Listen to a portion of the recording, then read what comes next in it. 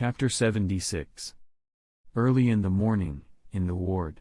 In Kurapika's hazy consciousness, the black-haired man holding the black knife emerged. He suddenly woke up and found that he had been sent to the hospital without knowing when. The white-haired man who had saved him before was now standing in front of the bed, with one hand on his waist, looking at him silently. "Hey, you're awake." As you said this, he threw the two wooden swords he had prepared long ago at Kurapika, who caught them steadily. Looking at the wooden sword in his hand, which was the same style as his previous sword, Kurapika showed doubt. That time. Wasn't it broken by that guy? He tried to grasp the handle and pull out the blade, and saw densely packed black lines engraved on it. It seems to be consistent with the carvings on some ancient artifacts. From this, Kurapika confirmed that the wooden sword in his hand was not the original one, but was specially found by you. "Why did you save me?" Kurapika suddenly spoke up, raised his head and looked at the white-haired man in front of him, and asked, "Also, who are you? What is your purpose?" He didn't believe that anyone would save him for no reason, and it was even more impossible for him to trust that other people's kindness was entirely out of goodwill. In Kurapika's opinion, it is basically impossible for someone to devote themselves to others without any purpose.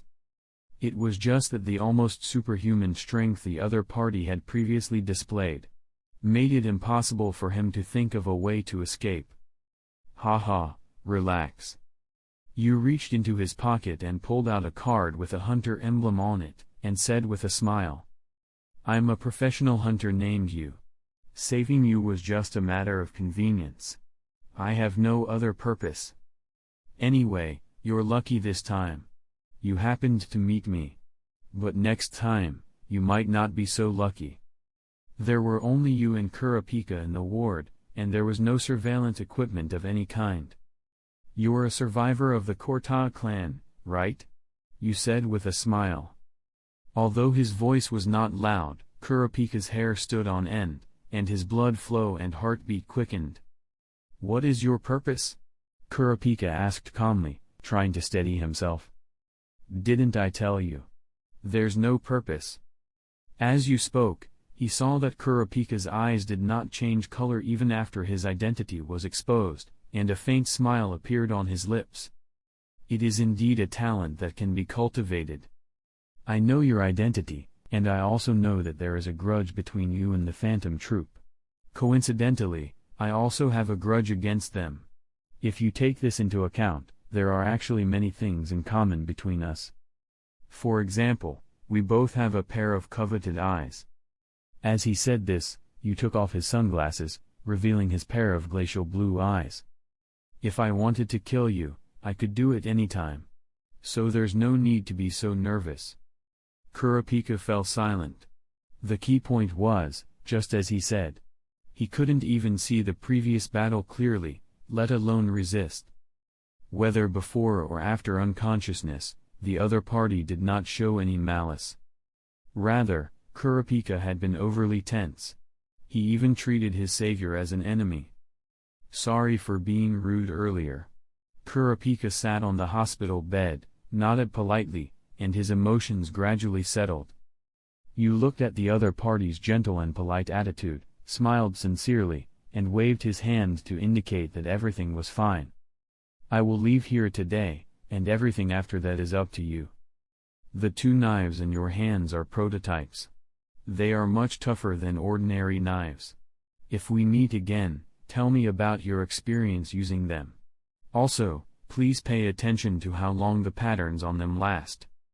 Hearing this, Kurapika looked down at the wooden swords and quickly agreed to this simple condition. "Good luck." After saying that, you disappeared on the spot. Kurapika looked around and confirmed that he was alone in the ward, but his mood tightened again. He clenched the blade in his hand, and after confirming he was able to walk, he left the hospital.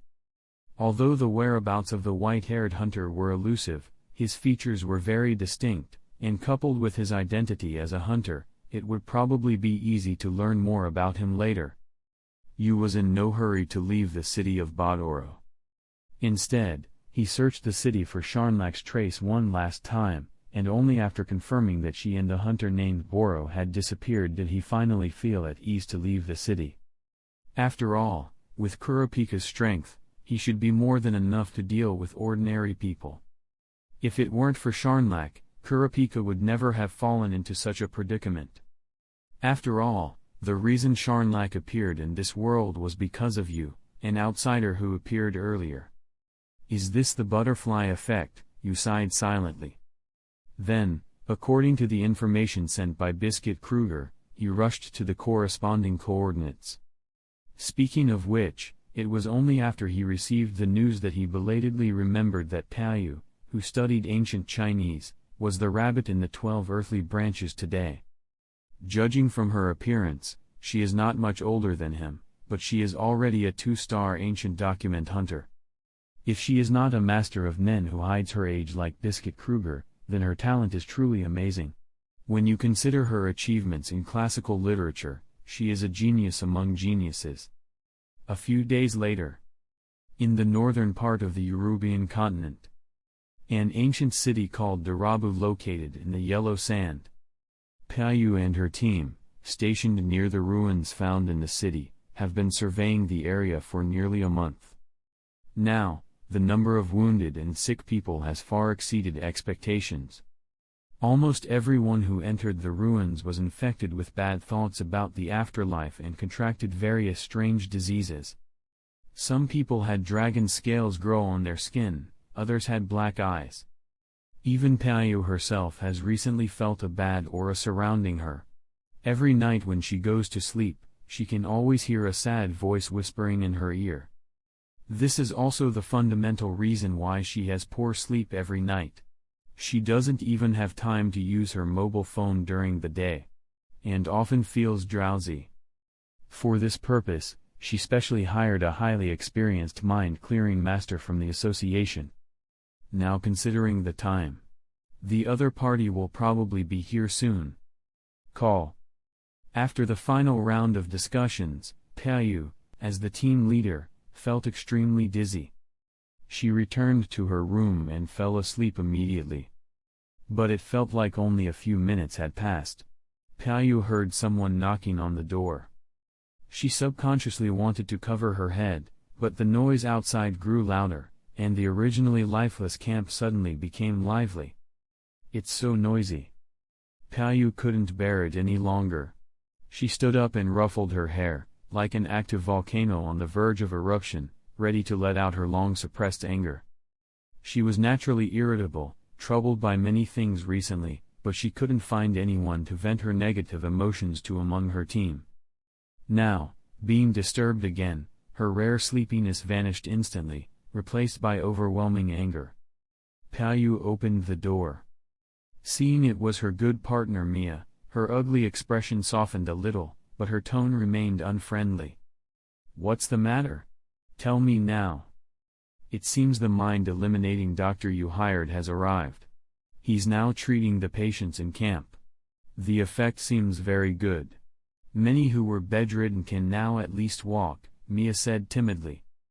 The gloom on Paiyu's face vanished. She grabbed Mia's hand and said, "Hurry. Take me to see him. Right where the wounded are. That guy has white hair and looks younger than I thought," Mia added. Ah? Paiyu suddenly paused and looked at Mia, puzzled. Younger? Isn't the person I invited in his 70s or 80s? How can he be young? Maybe. Like Biscuit Kruger, she also used her Nen ability to conceal her age? Mia said.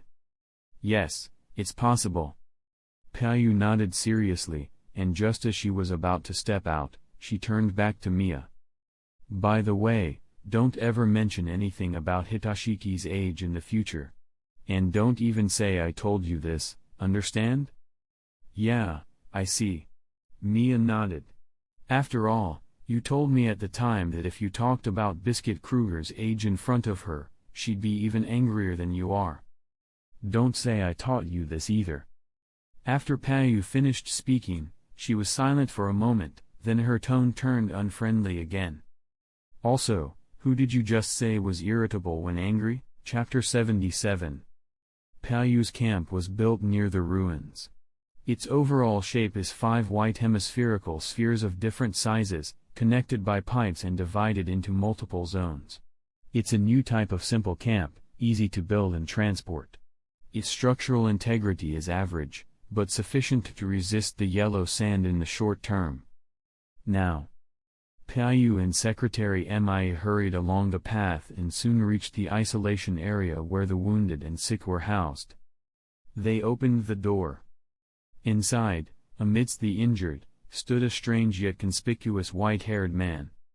At this moment, he cradled a plump little black in his arms, using the black cat to absorb the lingering thoughts of the afterlife from a nearby patient. Paoyu immediately activated condensation, Ren Kondensu, and soon wisps of black gas drifted from the patient up into little black's mouth. Whoosh whoosh. As the dark aura on the injured eased, his condition improved significantly, his energy stabilized. The Nen-based thought removal was spectacularly effective. But the pressing question was, who was this person? Paoyu frowned. She clearly remembered hiring a white-haired old woman as the mind remover. Yet this white-haired man was clearly not her. Still, she observed his technique, precise and efficient, with no superfluous or suspicious motions. He didn't seem like an intruder with hostile intent. Though Paoyu is merely an ancient document hunter, her team includes scholars and hunters focused on relics. They store many treasures at the camp, so vigilance is constant against thieves and infiltrators. While they hadn't encountered any looters yet, signs in the ruins suggested strangers had passed through. Thus, they must never let their guard down. A few minutes later, after the man finished clearing the patient's thoughts, Paoyu stepped forward and stopped about a meter away. She spoke casually, not revealing her unease. "Nice to meet you.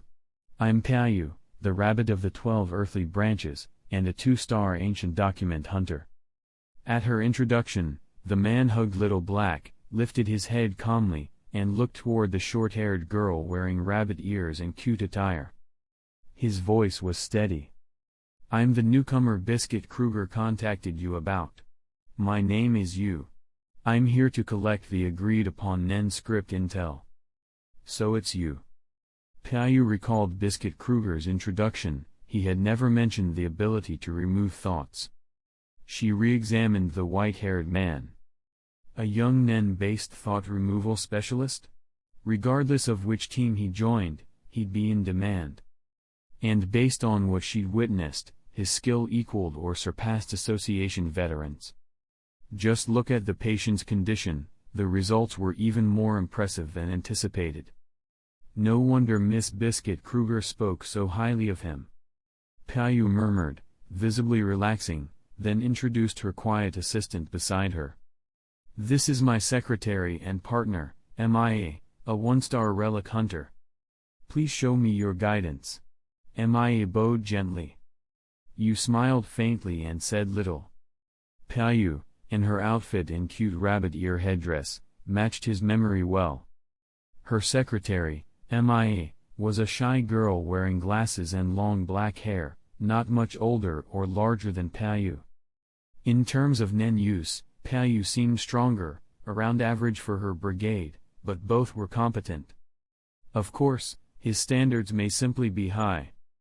Her age really wasn't a disguise, she truly appeared 18 to early 20s. "Mia, you prepared the info he needs, right?" Paoyu asked, tilting her head. "Eh? That was required?" Mia replied, surprised, and then realization dawned. "Oh. You're right." Seeing that, Paoyu covered her face and sighed. Still as unreliable as ever. But she did not scold Mia. Instead, she turned to Yu and said, "Come with me. I'll show you directly." Moments later, Yu followed Paoyu to the camp's central area. Along the way, scholars and patrols increased, and soon they entered a spacious workspace. Rows of researchers at computer desks paused, gazing at Yu, who stood with Little Black on his head. Their expressions were curious. But seeing Paiyu clearly escort him, they assumed he was the mind remover arrived that morning, so no one questioned further. They just wondered, why did he come here? Paiyu didn't offer an explanation but inserted a memory card labeled Nen's script into the designated terminal. His cat still perched upon him, leaned by the door, remaining still to avoid suspicion. 10 minutes passed. Suddenly, you sensed it, upstairs, the normally faint afterlife thoughts surged. Someone had died. Not just one, several, in rapid succession. And in that moment, the surge was even more powerful. Driven by overwhelming Nen echoes from beyond the grave, they acted. Next, as you had anticipated, a loud crash echoed above, something smashed through a wall or reinforced door. Tap tap tap.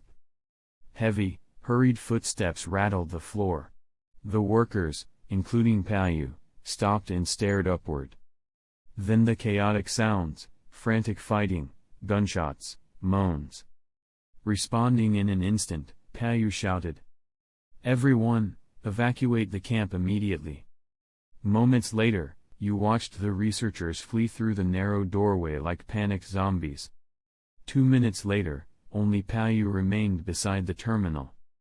You, still at the door, silently assessed, the intruders upstairs had acted with unnaturally precise timing. Typically, afterlife Nen requires an intense burst of will, strong emotions like revenge or love, but even then, it's rare, and random. Yet here, dozens died together, and each left a powerful echo. Clearly, external interference was involved, some trigger forcibly delayed and activated the afterlife Nen. Something sinister from outside prepared the strike. Chapter 78. The operation went smoothly. Meanwhile, chaos erupted inside Paiyu's camp.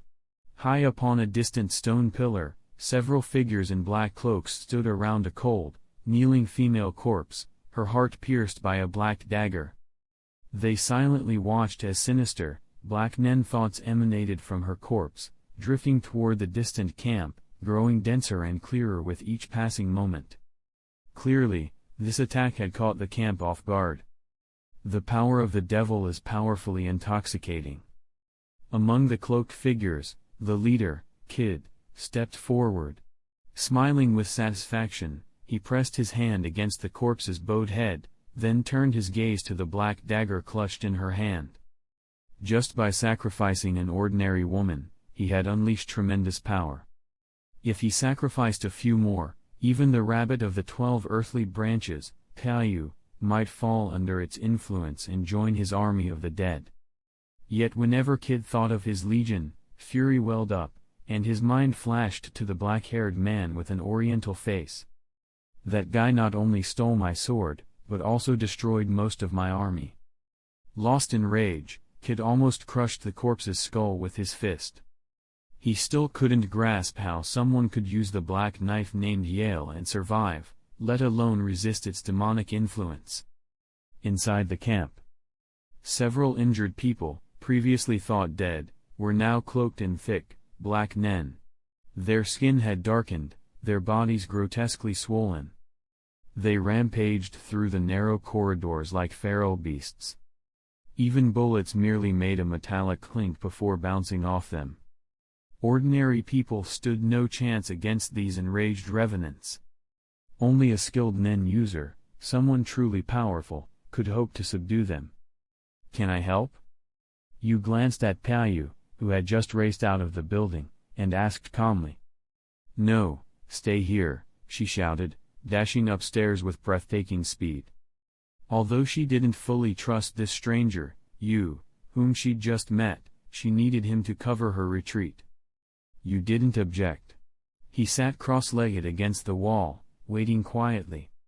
Upstairs, in the ruined hallway stood 5 humanoid beasts, tall, brute figures emanating unsettling power. Their distorted faces were those of Paiyu's own wounded team members. Nearby guards lay gravely injured in the pooling blood. One beast gripped a comrade, repeatedly smashing him against the wall. Damn it. Paiyu narrowed her eyes. She clenched her fists and instantly vanished, striking the beast in a blur. Her fingertips pierced the beast's scalp, shattering the skull and entering the brain. Black, viscous blood sprayed everywhere, some even spattered on Paiyu's fair face, making her gaze icier. She withdrew her hand, expression grave, and brushed away the gore. As expected. They're already dead. Their bodies are controlled by Nen thoughts, not their own brains. Yet the beast began regenerating instantly, fueled by the Nen swirling around it. Now. They all noticed Paiyu. But the wounded man the beast had held managed to break free, with a blurry face that likely wouldn't survive. Swoosh. The beast swung at Paiyu, but she dodged swiftly. She reappeared behind it and stabbed it through the heart. But the blow had little impact. Now joined by Mia and a few other Nen users with moderate power, Paiyu retreated to regroup.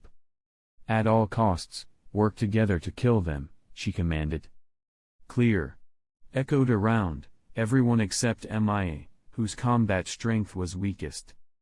They split into 5 teams, each tackling one beast. Paiyu served as distraction. Her companion, a middle-aged man, charged his fist and struck the beast's side with Nen-enhanced force, leaving a dent, but no more. A psychic sword user managed to slash to the bone, but couldn't sever limbs. Although each attack had some effect, the only way to truly stop these dead creatures was to destroy their bodies entirely. A fierce battle loomed. Mia, you go first. We'll follow. Paiyu ordered, rushing into the fray. Meanwhile, several beasts had descended to the first floor. They sniffed out a living presence and found you, still seated by the doorway. He could sense an aura similar to the demon sword's earlier presence. 5 black beasts charged at him. You rose slowly. He observed that these creatures' Nen thoughts boosted their strength and facilitated healing. He raised his hand, aimed, and silently chanted the 2 Nen syllables, Kang and He, weaving their power together. A sphere of purple, devouring Nen condensed before him, and a chilly voice echoed. Hypomorphic style, Z. The formidable purple orb unleashed, consuming everything ahead. Beasts that contacted the light simply ceased to exist, no dust, no trace remained.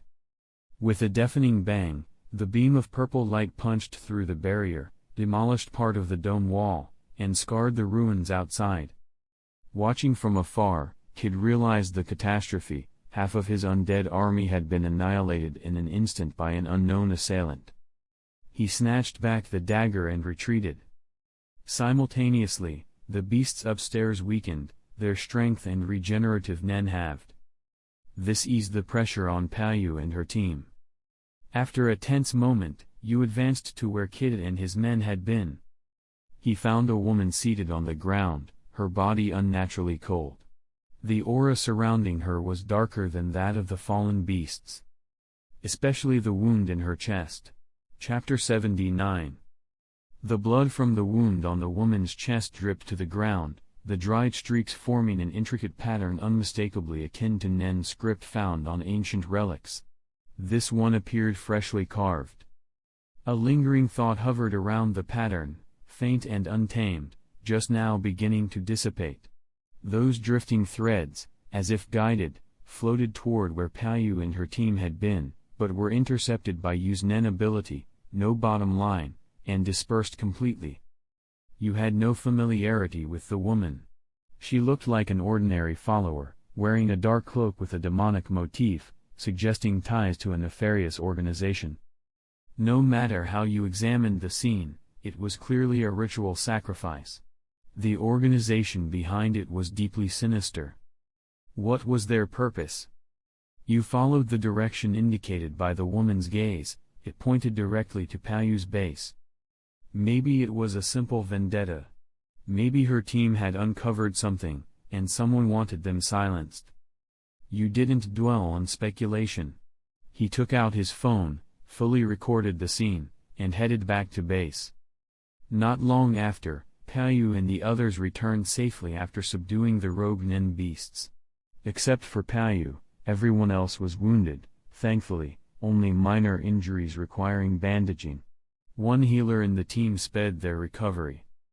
The pressing concern, determining what triggered the afterlife mutations in those patients, they all nearly became revenants themselves. That night, the mind remover previously hired by Pao finally arrived at base.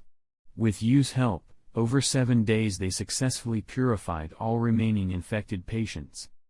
However, the senior thought remover suffered significant side effects.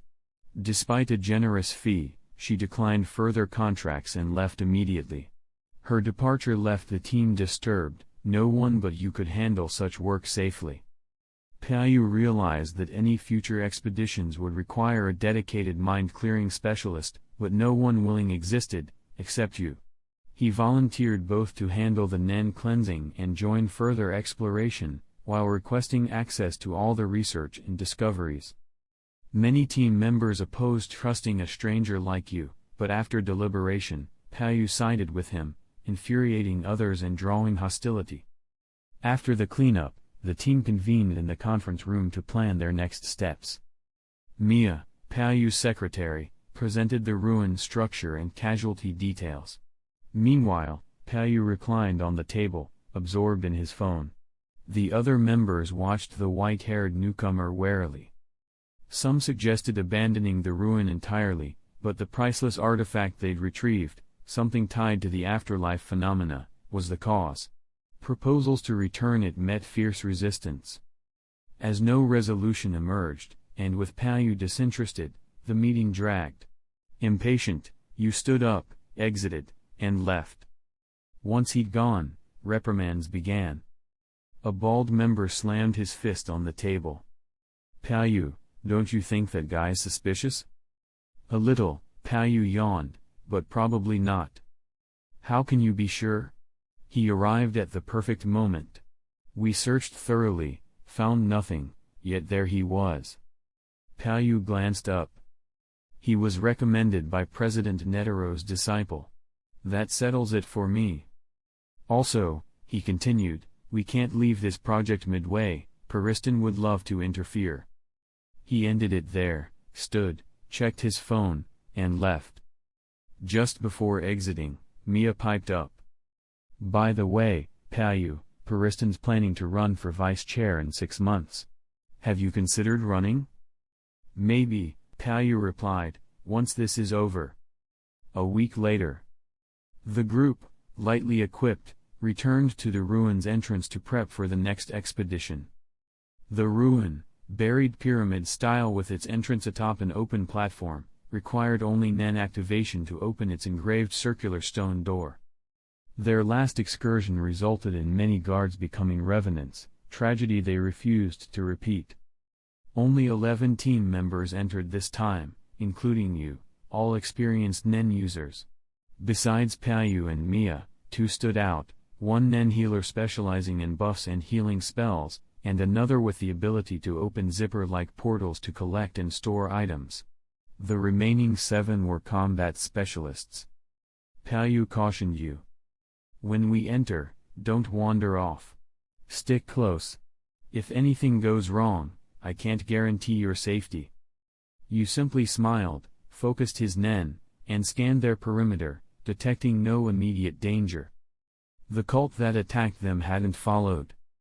But beneath their feet, Yu faintly sensed an ominous aura emanating from the ruin itself. With a rumble, the stone door ground open. A staircase into blackness revealed itself. Meanwhile, stealthily hidden further in, Kid and his allies, having infiltrated earlier, waited. The sacrifice is about to begin. Chapter 80. A group of black-robed individuals led by Kid had gathered deep within the ruins. They stood silently, watching a companion kneel, clutching a black dagger, and without hesitation, stab it into his own heart. Blood sprayed in all directions, pooling beneath his collapsing body. The sacrificial man's Nen surged violently into the dagger the moment the blade pierced his chest. Around him, Kid and the others chanted an arcane incantation. The intricate Nen script etched onto the dagger began glowing a dim, ominous red, especially a large red glyph near the hilt that pulsed like a heartbeat in the gloom. It felt as though the dagger itself were alive. As the sacrificer's Nen was fully absorbed, the weapon radiated a sinister aura of greed and malice, blanketing the room in malevolent thought. Kid and his followers willingly embraced this corruption, offering themselves to the dagger's influence. Simultaneously, the entire ruin trembled violently. Ordinarily, the ruin's guards would activate only when sensing Nen nearby. Now, every one of them stirred. The pitch-dark halls began to emit faint light, allowing Payu's group to see their surroundings, but also exposing their location. What's going on? Around them, guards clad in silver armor awakened en masse. Black Nen leaked from the gaps in their armor, animated purely by afterlife thoughts. There were 10 in total. Without hesitation, they drew their blades and charged. The first to strike was intercepted by a long sword-wielding man in the team. Clang! He raised his sword in both hands, deflecting the blow before infusing his blade with flame, a transformation-type Nen user. He dashed forward, cutting down the guard in one flaming slash, black aura spilling from the corpse. But moments later, the bisected guard reassembled, its Nen allowing it to stand again. They weren't this strong last time. Others in the group managed to repel their attackers too, but noticed the guards were stronger, faster. Last time, they could dispatch them with ease. The real threats had been poisonous creatures and traps, not the guards. Something's wrong. Yu thought grimly. He focused his Nen into his eyes, and realized that after the quake, he could no longer sense anything outside the ruins. It was as if some force had sealed them in, isolating this place into an independent space. The ominous aura intensified. The entire ruin now reeked of death. It seems this space won't collapse until some condition is fulfilled. Deciding to test his theory, Yu summoned King into his fist and punched a nearby guard square in the chest. Boom! The guard's breastplate exploded. The force flung it into the wall, reducing its upper body to shrapnel. Black gas spewed from its fragmented torso.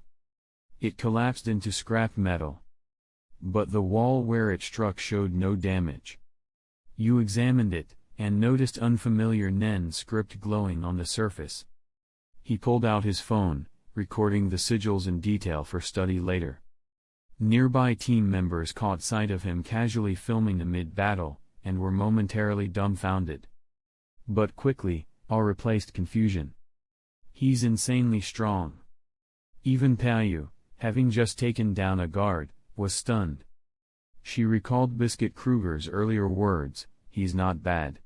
Now, she realized that had been a serious understatement. Incredible potential. But so careless.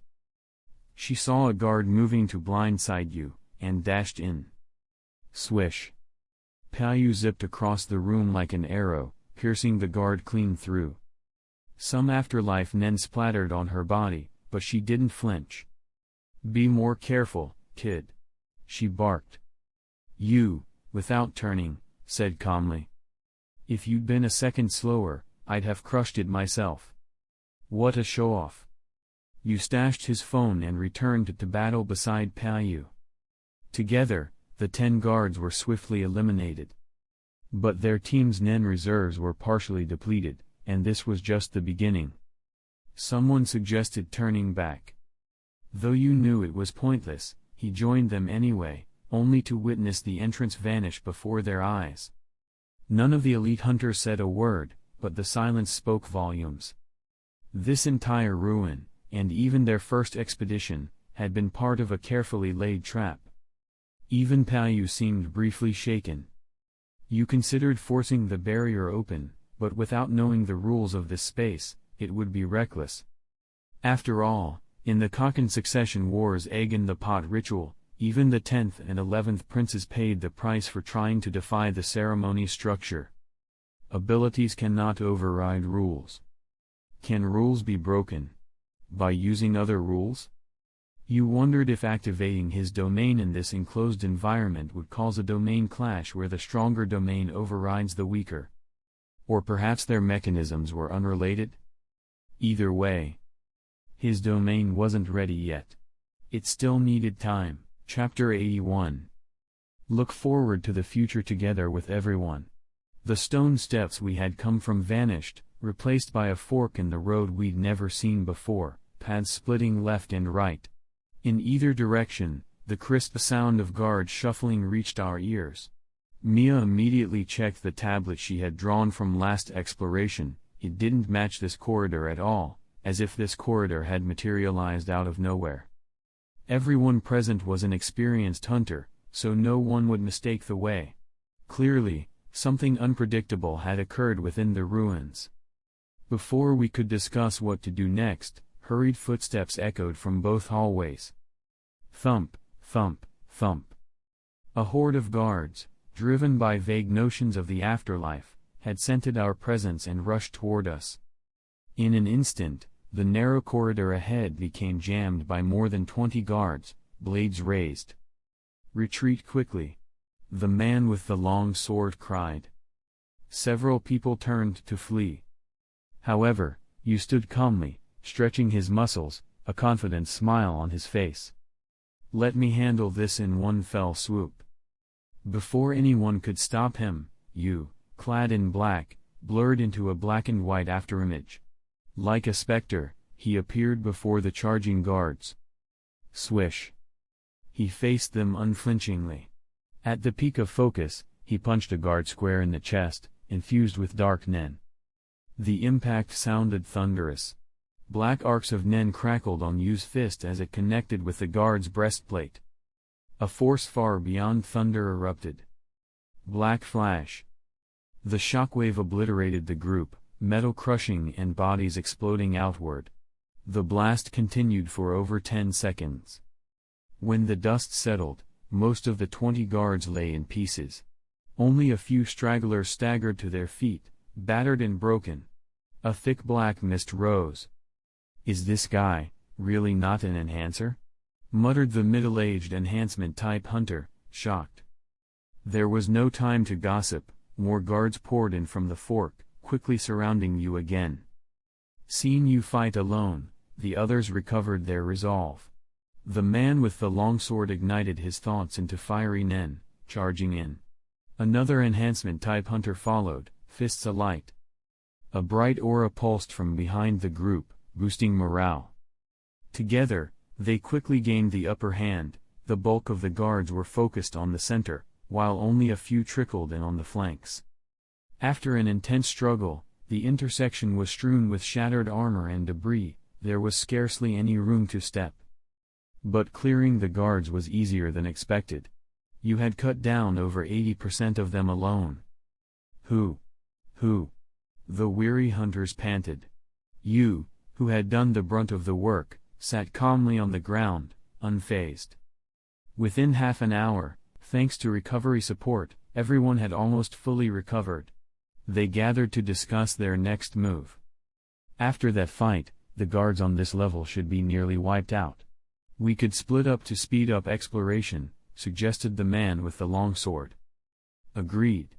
With our strength, the remaining guards are no threat. We need to break this stalemate. Who knows what might come next?" Paiyu considered the pros and cons and agreed, but nobody wanted to decide who would take which route. Yu's combat ability equaled 3 people, yet one person couldn't guard the team alone. They needed rest, too. They agreed. Paiyu, the knife wielder, the middle-aged enhancement hunter, Mia, and Yu would form a 5-person team. They would split, agree to return to the starting point in 3 hours, or sooner if they found anything important. With fewer people, Yu moved more freely. In each area, he observed and recorded murals and inscriptions, searching for remaining Nen script. Meanwhile, Kid and his followers had succumbed completely to the Black Dagger's control, silently ascending to the top floor where Yu and his group explored. At this moment, I worried about exploring alone. Suddenly, several lifeless figures rushed at me. What a disappointment, you hissed coldly. But since you've come, I won't hold back. He raised his hand, condensing a palm-sized red nen orb. Reversal technique, ha! The sphere shot forward, detonating before the black-robed puppets could reach it. Boom! Stone bricks exploded around them, splintering the puppets' clothing and flesh. The explosion drew the others, they engaged the unknown puppets. Meanwhile, you located the puppets' passage to the top floor, a circular stone door leading to the bottom. A dark aura pulsed from deep below. Without hesitation, you descended further. He soon discovered an isolated chamber at the bottom floor, engulfed in darkness. From its center emerged a figure clutching the black dagger. He was a middle-aged man with dark skin and blood-red sclera. Though clearly undead, hatred glowed in his gaze. You eyed the dagger, it matched the blade he'd seen before, etched with dense patterns. He sensed an overwhelming evil consciousness. He activated his nen, raising his hands.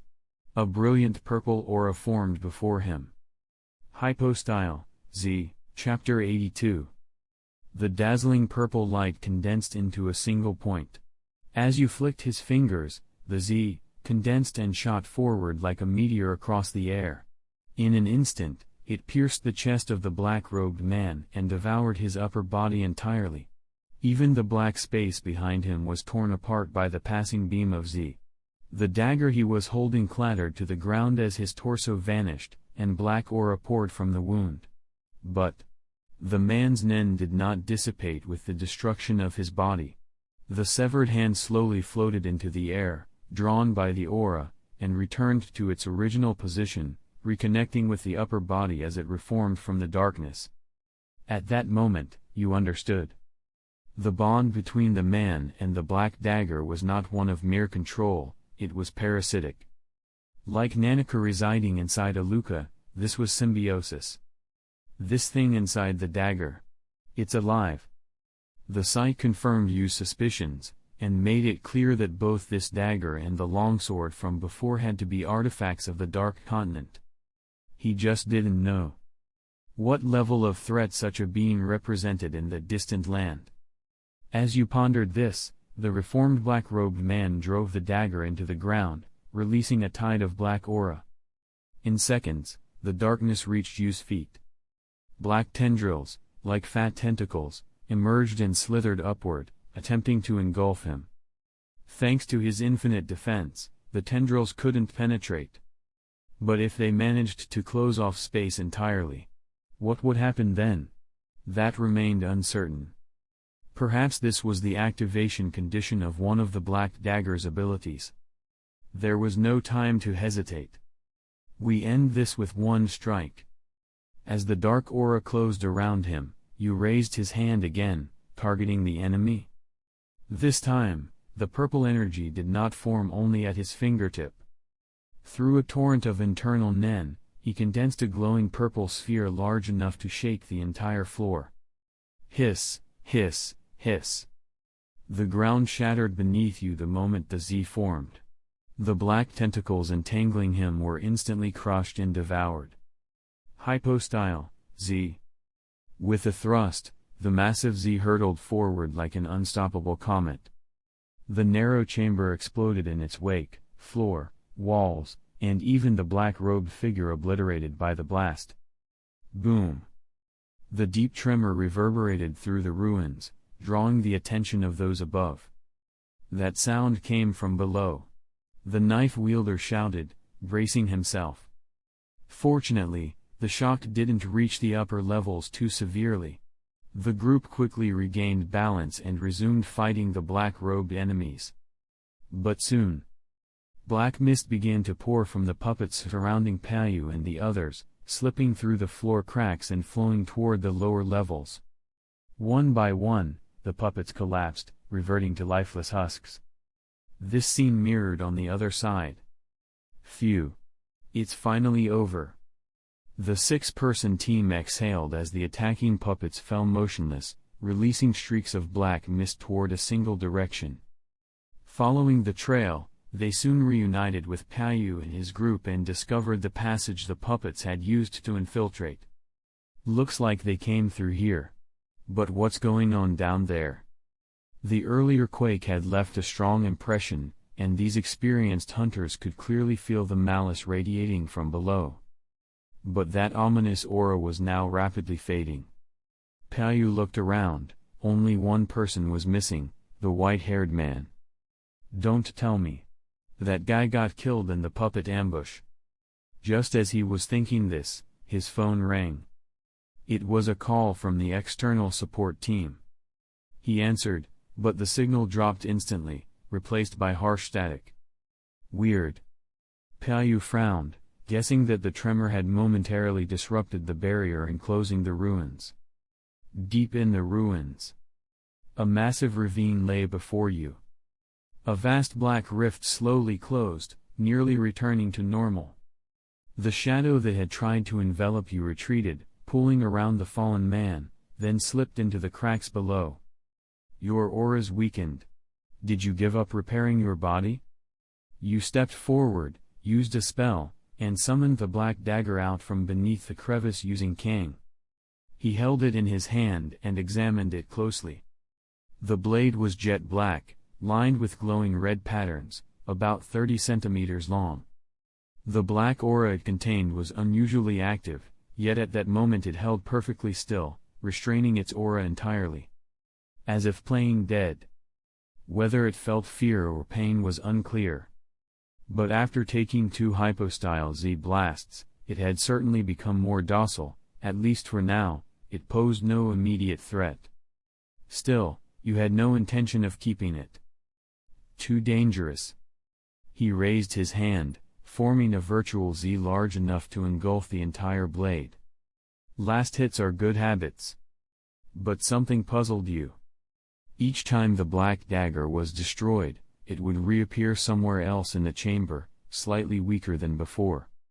He scanned the room and guessed, some kind of rule-based power was protecting it. It looks like the only way to destroy this thing is either to break this entire space or interrupt the ongoing ritual. The ritual demanded countless lives, clearly unacceptable. To break this space, you would have to open his own domain to override it. A domain governed by his own rules, one that could contend with this cursed realm. Costly. Dangerous. But necessary.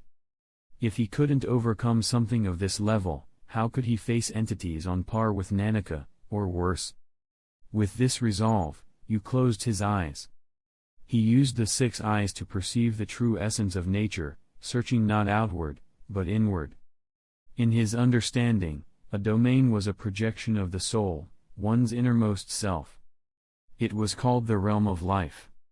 Only by embedding the ritual's traits into your own realm of life and manifesting it through specific signs can it be realized. That's the true domain. In essence, forming a domain means merging the ritual into your very soul. And the greater the integration, the stronger the domain becomes. With a flash of insight, you moved. He raised his hand to his chest, bent his middle finger behind the index finger, and opened his eyes. The domain expands. At his feet, a pool of ink-like fluid spread rapidly in every direction. In moments, the entire floor was submerged in blackness. Use mind focused, the domain expanded until it encompassed the entire bottom floor of the ruins. A complete, inky sphere formed.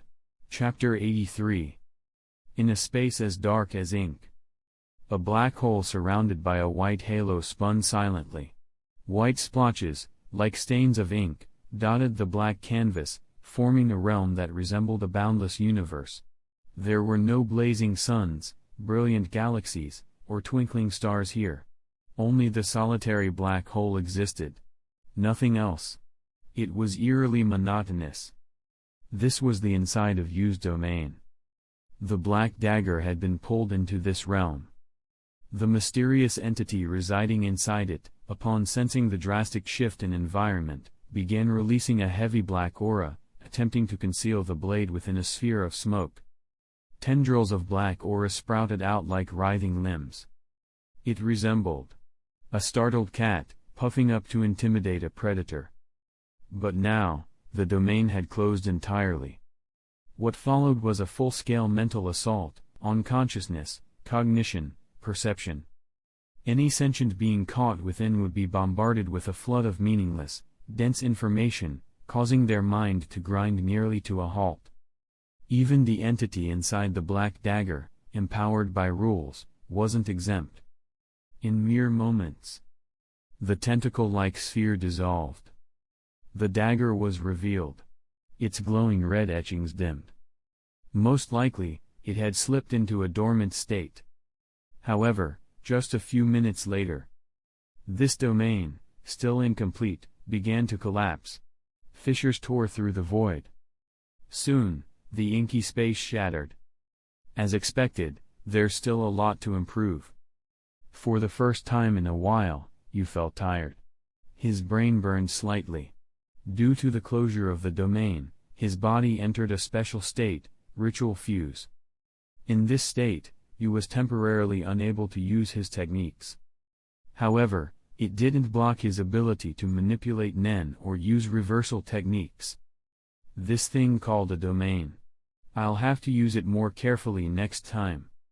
He silently performed a reversal ritual, channeling reversed cursed energy to cool his overheated mind, accelerating the recovery from ritual fuse. Within a minute, it passed. Back in reality, the dense black aura that once flooded the ruins' lower level had nearly vanished. The black dagger, now outside the domain, lay lifeless. Looks like the ritual was interrupted. You used a spell to summon the fallen dagger into his palm. He clenched his hand, activating Limitless, and heard the satisfying crack of metal breaking. Crack. Opening his palm, he saw a deep fracture spider across the blade. The weapon had weakened, and it no longer absorbed surrounding aura to repair itself. Without the support of the rules from that space, this dagger is just a chunk of iron. He applied more pressure. The blade shattered in his hand, releasing a final burst of black aura before it dissipated into nothing. Dead. Odd as it was to use the word dead for a dagger, you was sure that the sentience inside was nearly extinguished. It was now little more than inert matter. Just shy of total death. At times like this, it's better to leave things to a professional. You summoned Little Black. As expected, the chubby black cat opened its mouth and swallowed the final wisps of aura escaping the dagger fragments. With that done, and everything checked, you departed, Little Black patting at his side. Not long after, you coincidentally reunited with Payu and his group on the second floor of the ruins. After a brief but friendly exchange to confirm they weren't imposters, the team regrouped to continue exploring. Now that the unknown ritual had ended, the ruins' dimness returned. The guards, though still present, had weakened considerably. Exploration went smoothly. You discovered a pristine emerald gem in a tomb. Meanwhile, Payu's team collected a trove of relics from deep within the ruins. Days passed. The team left the ruins with ample loot and all data recorded. The outside members, waiting anxiously, sighed in relief. Back at base, while others rushed to analyze ancient relics, Payu took a moment to privately invite you for a meeting. But not at base. Instead, he chose his personal archive, a hidden data storage room, its location known only to Mia. Now, surrounded by neatly arranged bookshelves, you and Payu sat facing each other across a low table, steam rising from cups of tea. Even if Biscuit Kruger introduced you, your actions in the ruins were suspicious, Payu said bluntly, resting his chin on his hand. You've got more than just exorcism abilities, don't you? You chuckled and answered calmly, seems like you already know the answer. Payu paused, then said nothing more. Instead, he pulled out his phone. With one hand on his chin, he scrolled, tapped a few times, then turned the screen toward you. I don't know what your goal is, but you helped me. A lot. On screen were several familiar photos, including the massive ravine at the ruin's bottom. "You did this, didn't you?" You didn't respond directly. Instead, he asked curiously. "Other than you, who else made it to the depths?" "Just me and Mia." Payu raised an eyebrow. "Are you planning to silence us?" You shook his head. "No. Just asking. Besides, they're just photos. Don't concern me. Even if I were going to kill someone, it wouldn't be here, and it wouldn't be now. That would be stupid." "So, what did you actually want to talk about?" "I want to invite you to join my team. And confirm a few things," Payu replied. "Confirm what?" "I need to know if there are spies from Paristan in my group. Know who they are." You hadn't expected such directness. He smirked. "You don't think it's me?" "If it were you, you're playing it too obvious," Payu said with a sigh, then muttered, almost to himself, "which actually makes it more likely." In any case, if things went as expected, Paristan already knows everything about us. Ever since I joined the Zodiacs, I felt like I've been under his watch. "So, do you suspect Mia?" You asked. "I don't suspect her. I've already ruled her out." Chapter 84. The prerequisite for being selected into the 12 Zodiacs is to possess sufficient strength and qualifications. Hunters who meet the necessary standards typically start as star hunters. Such individuals are clearly not in it for money or fame, they already have both. Maybe a few are motivated by respect for Netero, but whether it's Payu or Paristan, most members have their own goals. Or more accurately, ambition. You didn't care. Even if he did, he wouldn't bother. This is the world of hunters. Ambitious individuals are everywhere, whether in the Hunter Association, V5, the Mafia, or the Kakan Empire. Even if you had unlimited energy, he couldn't possibly vet them all. But Payu's actions had now pulled him into this quagmire, putting him squarely in the spotlight.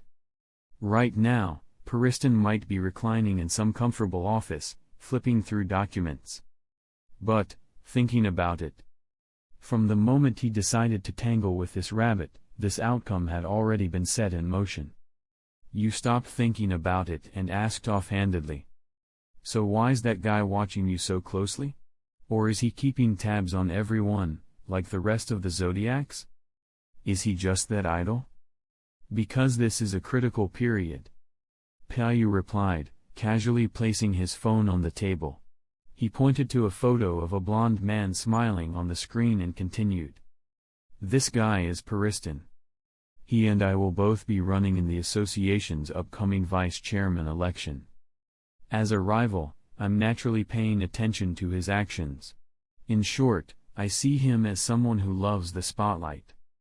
But lately, I haven't seen him do much. Maybe he's busy pulling strings behind the scenes to secure votes. You didn't ask me to join your team just for votes. I value your potential and strength more than votes. Even if I didn't reach out to you, Paristan or someone else would, based on your ability to exorcise Nen alone." In response, you smirked. Did Netero know that this team was full of so many conflicting schemes? "It's inevitable," said Payu. The chairman. He knew. But he was too focused on martial arts and neglected this stuff. He wasn't good at managing people, that's why the association has so many gaps. You nodded thoughtfully, then stood up and said, "Sorry. I'm like Netero. I don't care for political headaches, and I won't deal with them. You and I can be partners. At most. Anything beyond that is your business." Hearing this, Payu rested his chin on his hand and reminded him, "From what I know of Paristan, he's probably already set his sights on you." "It doesn't matter," you waved it off, speaking lazily. Although Paristan was a 3-star hunter with immense resources and influence, once he targeted someone, it could become troublesome. But as the saying goes, raw power overcomes technique. Raw power defeats all strategies. When faced with absolute strength, no trick matters. At this point, besides the known threat of Nanika, Yu's only true restraint was his own moral boundaries. Of course, Yu believed that with the properties of his domain, he could counter rules-based attacks, like Nanika's. He just needed to fully master the domain expansion. Closed domains had certain advantages: they prevented escape. But their drawbacks were serious: limited range, fragile structure. Even a solid steel rod could snap under strain. You could imagine the instability. If you were to compare us, who do you think is stronger, you or me? Yu asked just as Yu was about to leave. Yu stopped, turned, and studied Yu carefully. After a pause, he said, "Out of a full 100, I'd give you about 40. I don't know your exact ability. If it boosts combat performance, maybe 45. But you're not passing 50. Unfortunately, my ability isn't combat-based, it's geared toward intelligence gathering. But 40. Are you using yourself as the standard for full score?" Yu had assumed Yu was responsible for the chaos in the ruins, and had imagined his combat ability to be immense. Given the power Yu had shown, especially with hidden abilities, the disparity wasn't hard to believe. Factoring in physical prowess, nen, combat intelligence, and sheer destructive power, it was over twice his own. Still, it stung a bit. All these years of experience, yet he was surpassed by someone younger. Even if Yu wasn't a martial arts specialist, the gap was humbling. But then Yu shook his head. "No, the full score isn't based on me. It's based on my impression of Chairman Netero." That made Yu feel a bit better. If Netero scored 100, then 40 wasn't too bad. But Yu continued. "As for me, I might have gone a little above the full score." He stretched out his hand, using the gap between thumb and forefinger to illustrate the margin. Not long after, Yu and Yu returned to base first. And just as Yu had predicted, only days after their return, personnel sent by Pariston arrived at the base to assist with the investigation. They claimed they were responding to news of an attack at Yu's base and the possibility of a curse on one of the recovered treasures. They had brought professionals, of course. But everyone knew the truth: Pariston had sent them to spy on Yu's team. At first, people thought the investigators would leave after collecting basic intel. But days passed. Not only did they stay. Yu received a call from Beans, learning that Chairman Netero himself would be making a surprise visit. Supposedly to inspect operations in his free time. But Yu knew better. This was sudden. No doubt Pariston had whispered something to the chairman behind his back. And probably in the most severe, serious tone possible. Chapter 85. The next morning, an airship bearing the Hunter Association emblem descended slowly through the golden sands, coming to a stop in front of the base. Yu and the team's key members were already assembled and waiting. Soon, the airship door opened. And Chairman Netero, dressed in a white kimono with his signature ponytail, descended the steps with only a few people. Even his personal secretary, Beans, was absent. The entourage was much smaller than Yu had expected. As Netero approached, Yu asked, "President, is it just you?" "Well, this was a last-minute trip. I didn't bring too many people, so as not to disrupt association operations. I came mainly because I heard something, and wanted to confirm the situation myself." Netero stroked his beard, casually surveying those present. "But don't be nervous. This is just a routine inspection. It won't affect anything." Though his tone was relaxed, Yu did not feel reassured. She knew Netero wouldn't show up personally unless it was serious. Which made her all the more curious about what Pariston had reported. Thinking of Pariston's smug, insufferable grin made her mood sour. A young woman beside Payu bowed politely to Netero and gestured. "Please follow us, Chairman." "Ah, thank you for the trouble." Netero placed his hands behind his back and followed the guide into the base. As the current chairman of the Hunter Association, Netero was famous across the world. His exploits had become legend, and he enjoyed widespread support both inside and outside the association. His popularity was unmatched, with many loyal followers. While Payu wouldn't call herself a fan, she deeply respected Netero's strength and character. Still, since her encounter with you, her opinion had shifted somewhat. "By the way," Netero said casually, glancing around, "I heard a new recruit has been performing exceptionally well on your team." "You, is it?" "He should be in the archive room or his office," said Payu. "Probably studying those ancient texts and then script." "President, are you familiar with him?" "I've seen him a few times during the Hunter exams. He's a kid with great potential. But I haven't heard much since. Until recently, when news of him surfaced again." Netero paused, then asked, "What do you think of him?" "Frankly? Not great," said Payu. "He does have serious potential. In terms of both Nen ability and raw strength, he's easily among the best pro hunters around. But he's also too arrogant." Netero smiled. "It's normal for young people to be a bit arrogant. But if you're willing to give him such a high evaluation, he must really be something. Take me to him." At that moment, inside the archive room, you stood in a narrow aisle, pulling a book titled Illustrated Catalog of Ancient Chinese Literature from a high shelf. After flipping through a few pages, he heard a faint creak behind him. The archive room door had opened. Netero and Payu entered, quickly spotting you hidden between the shelves. He closed his book and turned to face them. Aside from slightly longer hair and beard, Netero looked unchanged, no new wrinkles, no signs of aging. Given his mastery of Nen, it was no surprise. If not for the coming chimera and crisis, he might have lived for decades, or even centuries, longer. Then again, knowing Netero, he probably preferred dying in battle against a powerful foe like the Ant King, rather than from old age. "You've changed quite a bit, little one." Netero teased, eyeing you from head to toe. The transformation exceeded his expectations. Not just in looks or stature, but in aura, demeanor, and energy.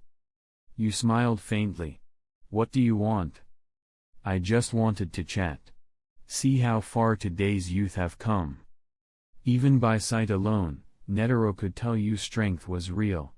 Even if not as high as rumored, it was at least on par with Payu. Still, he couldn't resist getting a little playful. One moment he was stroking his beard. The next, swish, Netero vanished. A gust of wind rushed past you as the chairman reappeared behind him, snatching the book from his hands in a blur of motion. The impact made the nearby shelves tremble. Even Payu hadn't reacted in time. So fast. Netero held the book and turned to you, smiling. "You're a little careless, kid. If I were your enemy, you'd be headless right now. I figured you'd at least react to that." It was rare for Netero to scold anyone, but his tone had grown sharp. He'd expected you to instinctively retreat or counter the sudden move, not just stand there. "Cheeky old man," you smirked. Before Netero could reply, you vanished. No aura spike. No motion. Nothing. Just a strange ripple in space. Then you reappeared, holding the book again. "Wanna keep going?" He mimicked Netero's earlier pose, shaking the book and smirking. "If you're not satisfied, I've got all day." Netero froze. He hadn't seen a thing, not the movement, nor the aura. Not even a hint of presence when you vanished. A teleportation-based Nen ability? He wondered.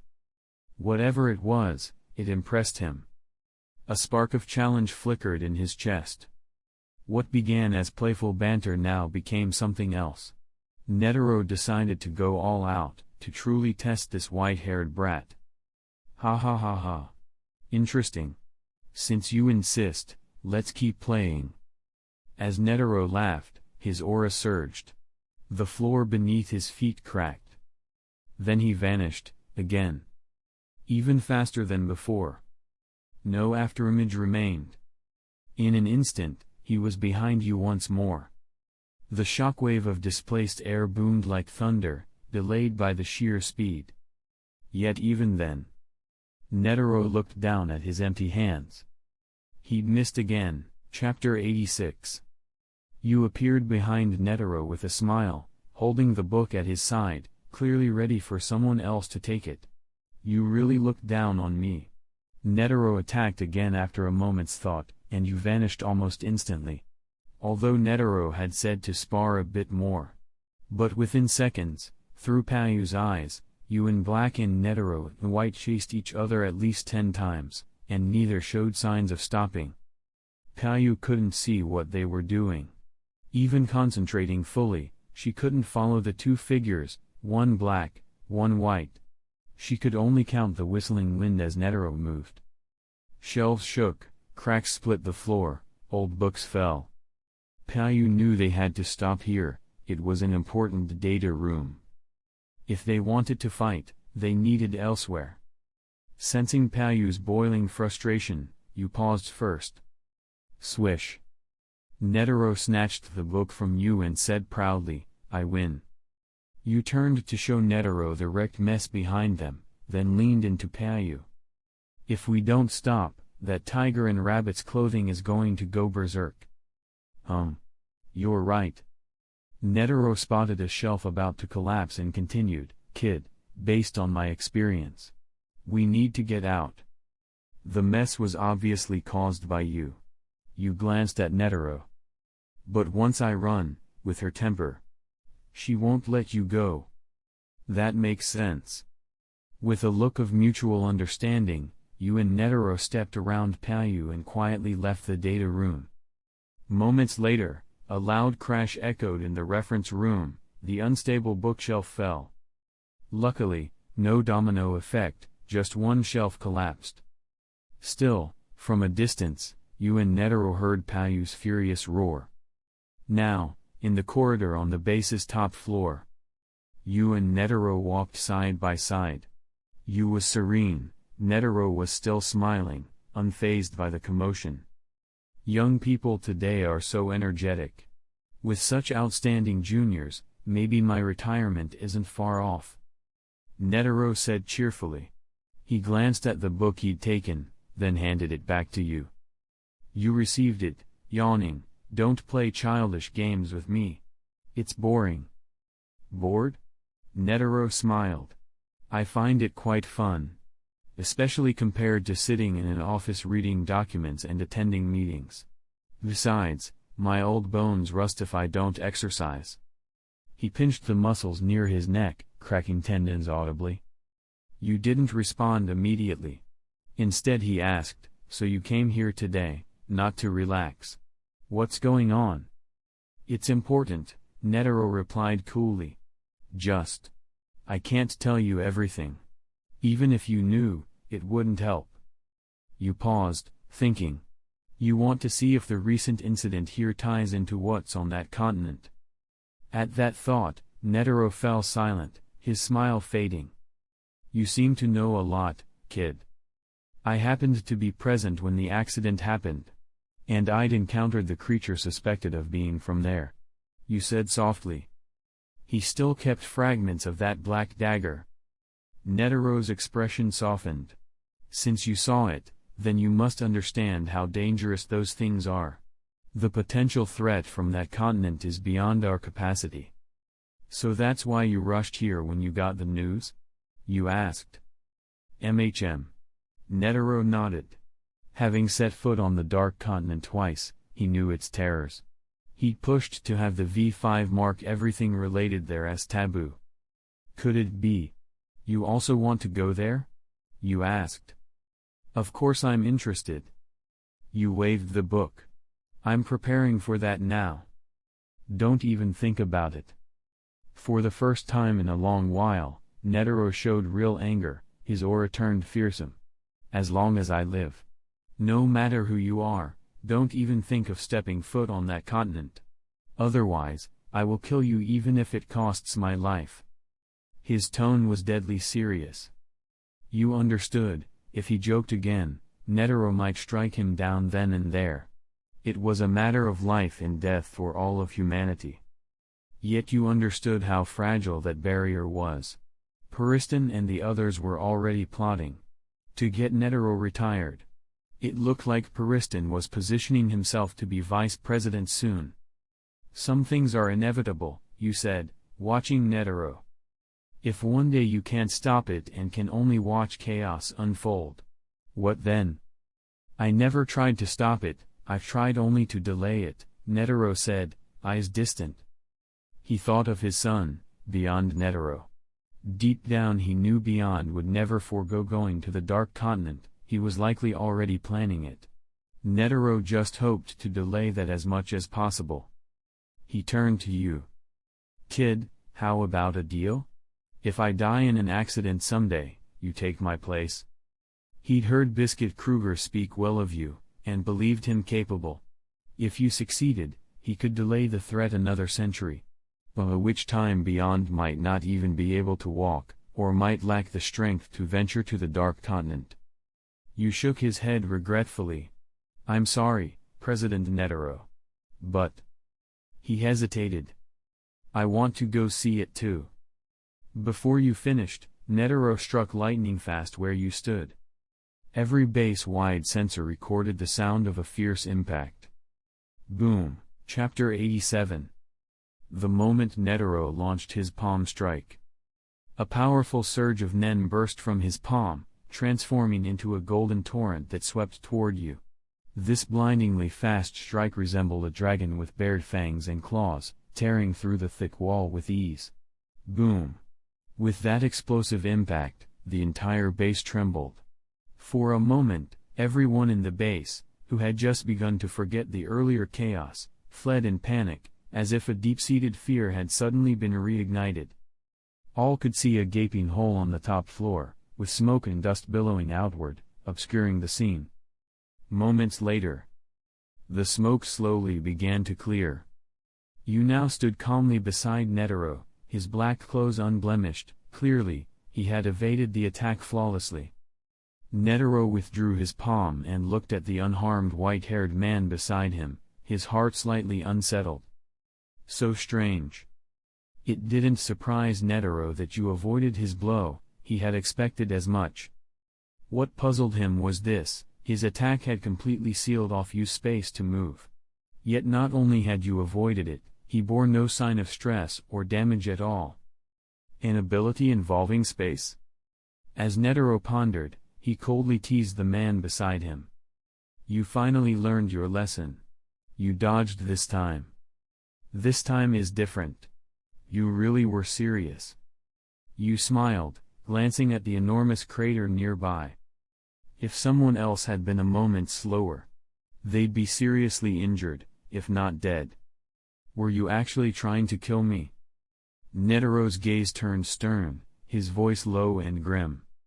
If you can't handle this level of attack, it's better you die here now than go to the Dark Continent and create trouble for me later. Just remember, no one will stop you from courting death but me. If you value your life, abandon that thought forever. Otherwise, you'll be stepping over my corpse. As he spoke, Netero's aura exploded, his intense Nen surged like a tidal wave, creating a fierce windstorm that rushed at you. Then, the overwhelming Nen pressure smashed into you. And stopped completely. An invisible barrier enveloped you, and like waves crashing against solid rock, Netero's aura couldn't move him. Whoosh, whoosh. You remained calm, eyes locked on Netero, and said steadily. How about a bet? If you defeat me today, I'll swear never to set foot on the Dark Continent. I'll also carry your legacy, and do everything to stop others from going there.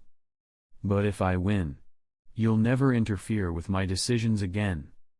Oh? Let's try it, then.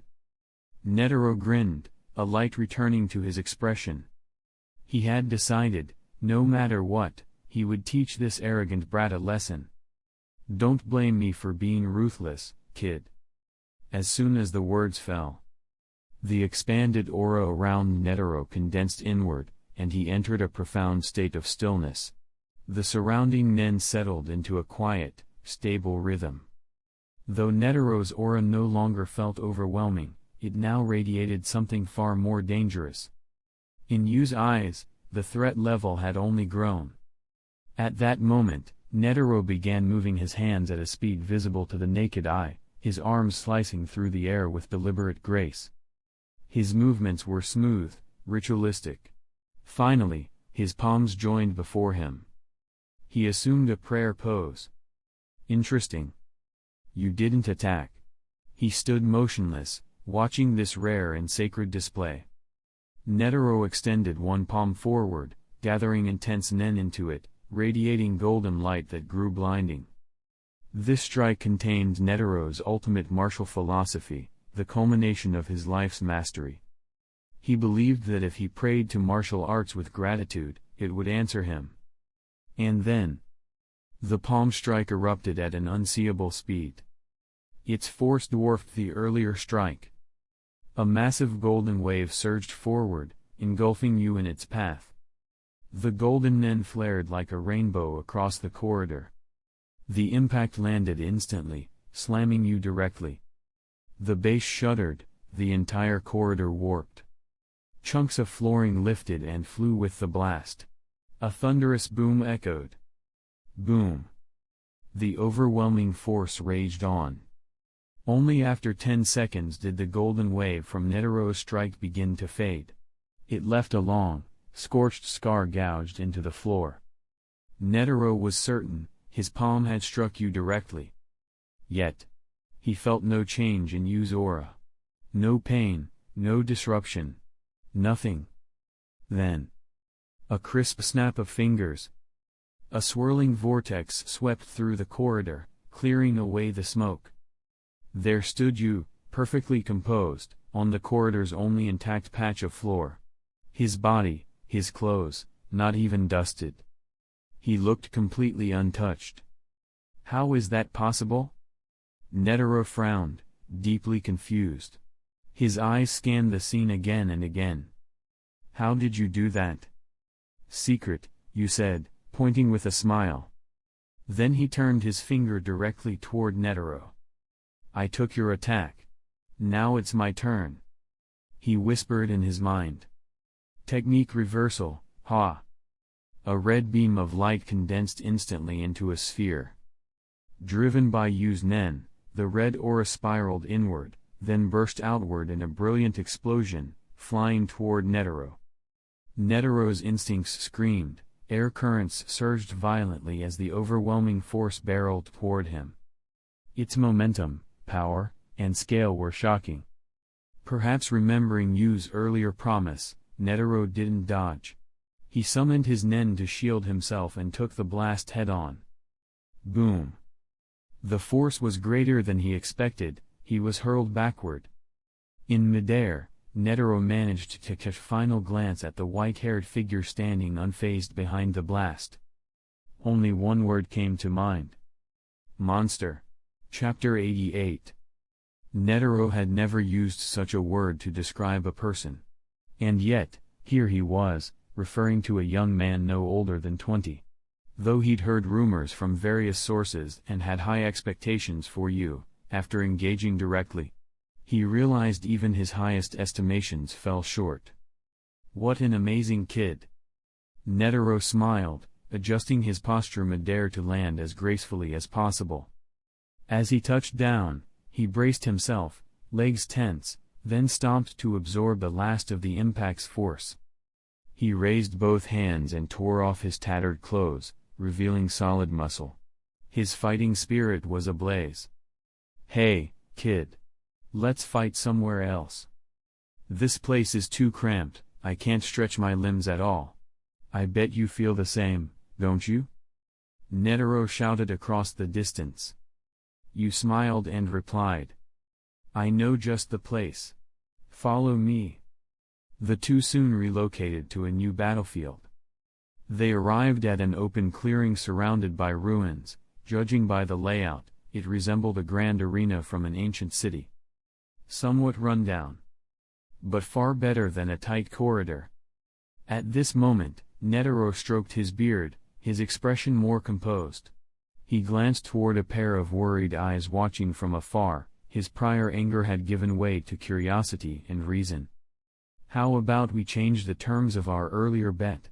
Netero suddenly asked. Regretting it already? You countered. No. Netero shook his head and smiled. On second thought, your conditions favor me too much. If I win, I get a massive advantage. That just depends on whether you can win or not.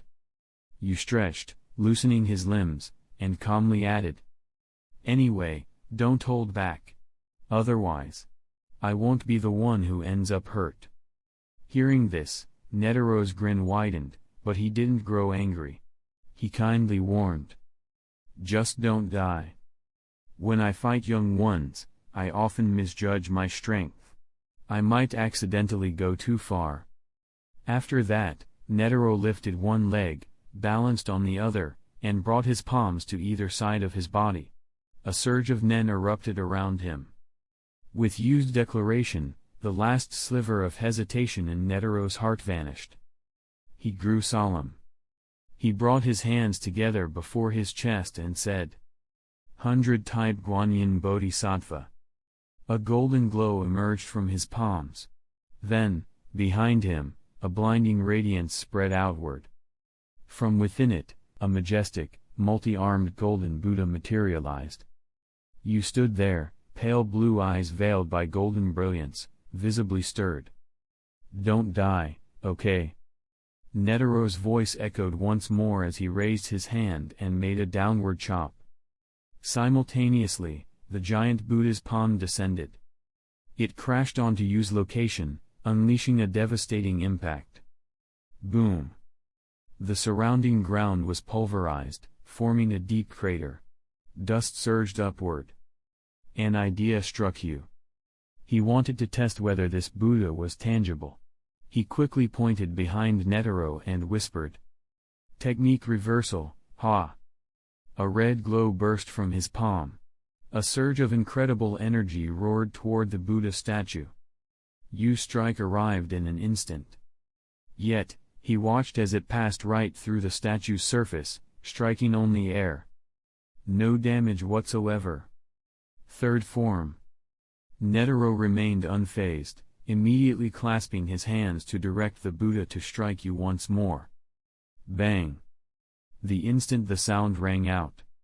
Yu used teleportation, dodging at the last moment and reappearing directly in front of Netero. He raised a hand, pointing at Netero's chest, and condensed at his fingertip. A heavy, invisible pressure surged forth. But Netero responded calmly, bringing his palms together in a prayer.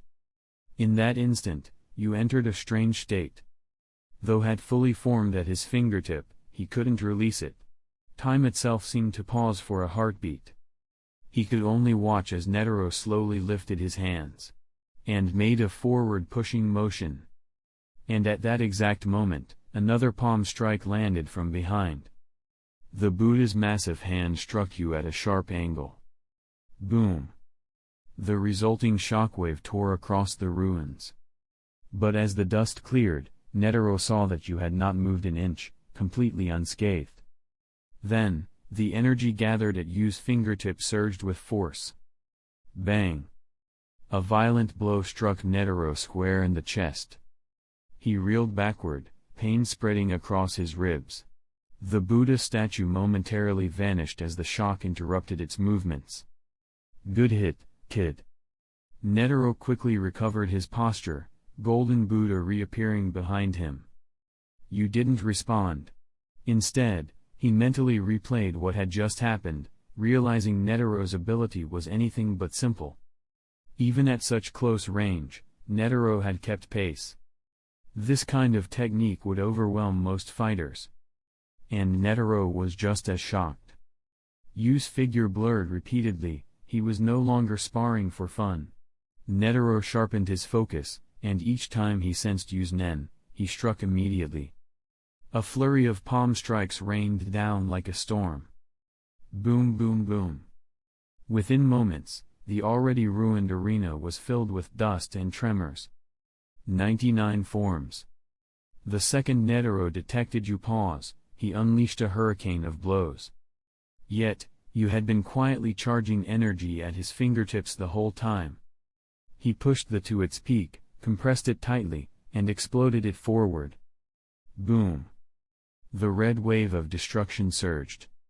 Though Netero countered with more palm strikes, he couldn't resist the blast. He was consumed by the red light. Even Netero was struck and coughed up blood. Chapter 89. In an instant, the earth shook.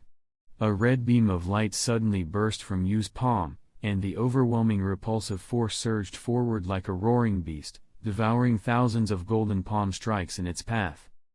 The airborne sand and even the solid ground were swept away by this invisible torrent. Boom! The massive, earth-colored shockwaves were hurled by the force and engulfed Netero's slim frame in a flash. His muscles tensed, but he was blown back and slammed into a crumbling structure at the edge of the battlefield. With a thunderous crash, dust erupted into the sky. Ahem. Ahem. Covered in dust and coughing blood, Netero forced himself to rise from the wreckage, his body racked with pain. For the first time in years, he felt genuine pressure. The next moment, Yu teleported a short distance in front of him and casually released Kane, instantly dispersing the dust in the air. "Want to go again?" Yu asked calmly. Netero didn't reply. Instead, he stared seriously at him, then laughed. Hee. It was the first time Netero had faced someone who could take his full strength without a scratch. Now, after experiencing it firsthand, he realized Yu's power exceeded even the rumors. The instantaneous movement that evaded his speed-based strikes, the invisible barrier that blocked devastating attacks, and that unseen force that could rip the earth apart. And Yu might have more up his sleeve. Netero couldn't understand how such abilities were possible, but from his perspective, Yu was absolutely flawless. Ha! Don't underestimate me, brat. Netero, incensed by Yu's question, shouted. No one, ever, has made me admit defeat. If you want to win, beat me until I can't move a finger. Until then, this fight isn't over. His eyes blazed with resolve. Having said that, Netero reformed his stance, raised his palms, and slowly ascended, wrapped in a powerful swirl of nen.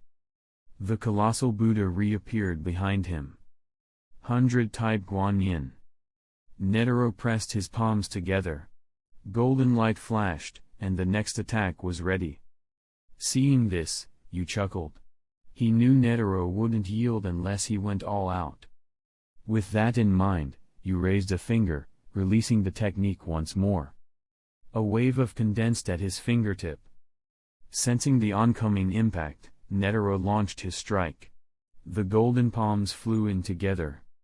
Though slightly slower, Netero's palm still reached first, and the massive blast struck Yu directly. The sheer force created a mighty shockwave. But when the dust cleared, Yu stood there, untouched. Not even a strand of hair was disturbed. Incredible. Even that can't penetrate his defense. Netero frowned.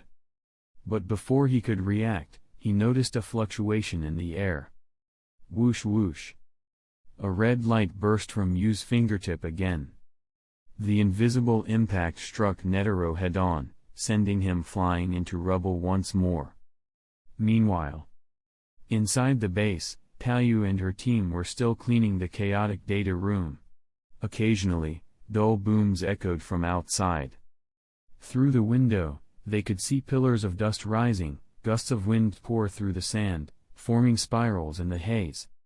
Collapsed ruins, shattered columns. Explosions rocked the ground as clouds of dust and debris choked the air. All around, just the rapid, relentless roar of destruction. Boom, boo, boo, boo, boo. No one knew how long it continued before the tremors finally ceased. Just as everyone thought the chaos was over, the ground quaked violently again. An immense shockwave, far stronger than any before, rippled out from the heart of the battlefield. Buildings toppled in all directions.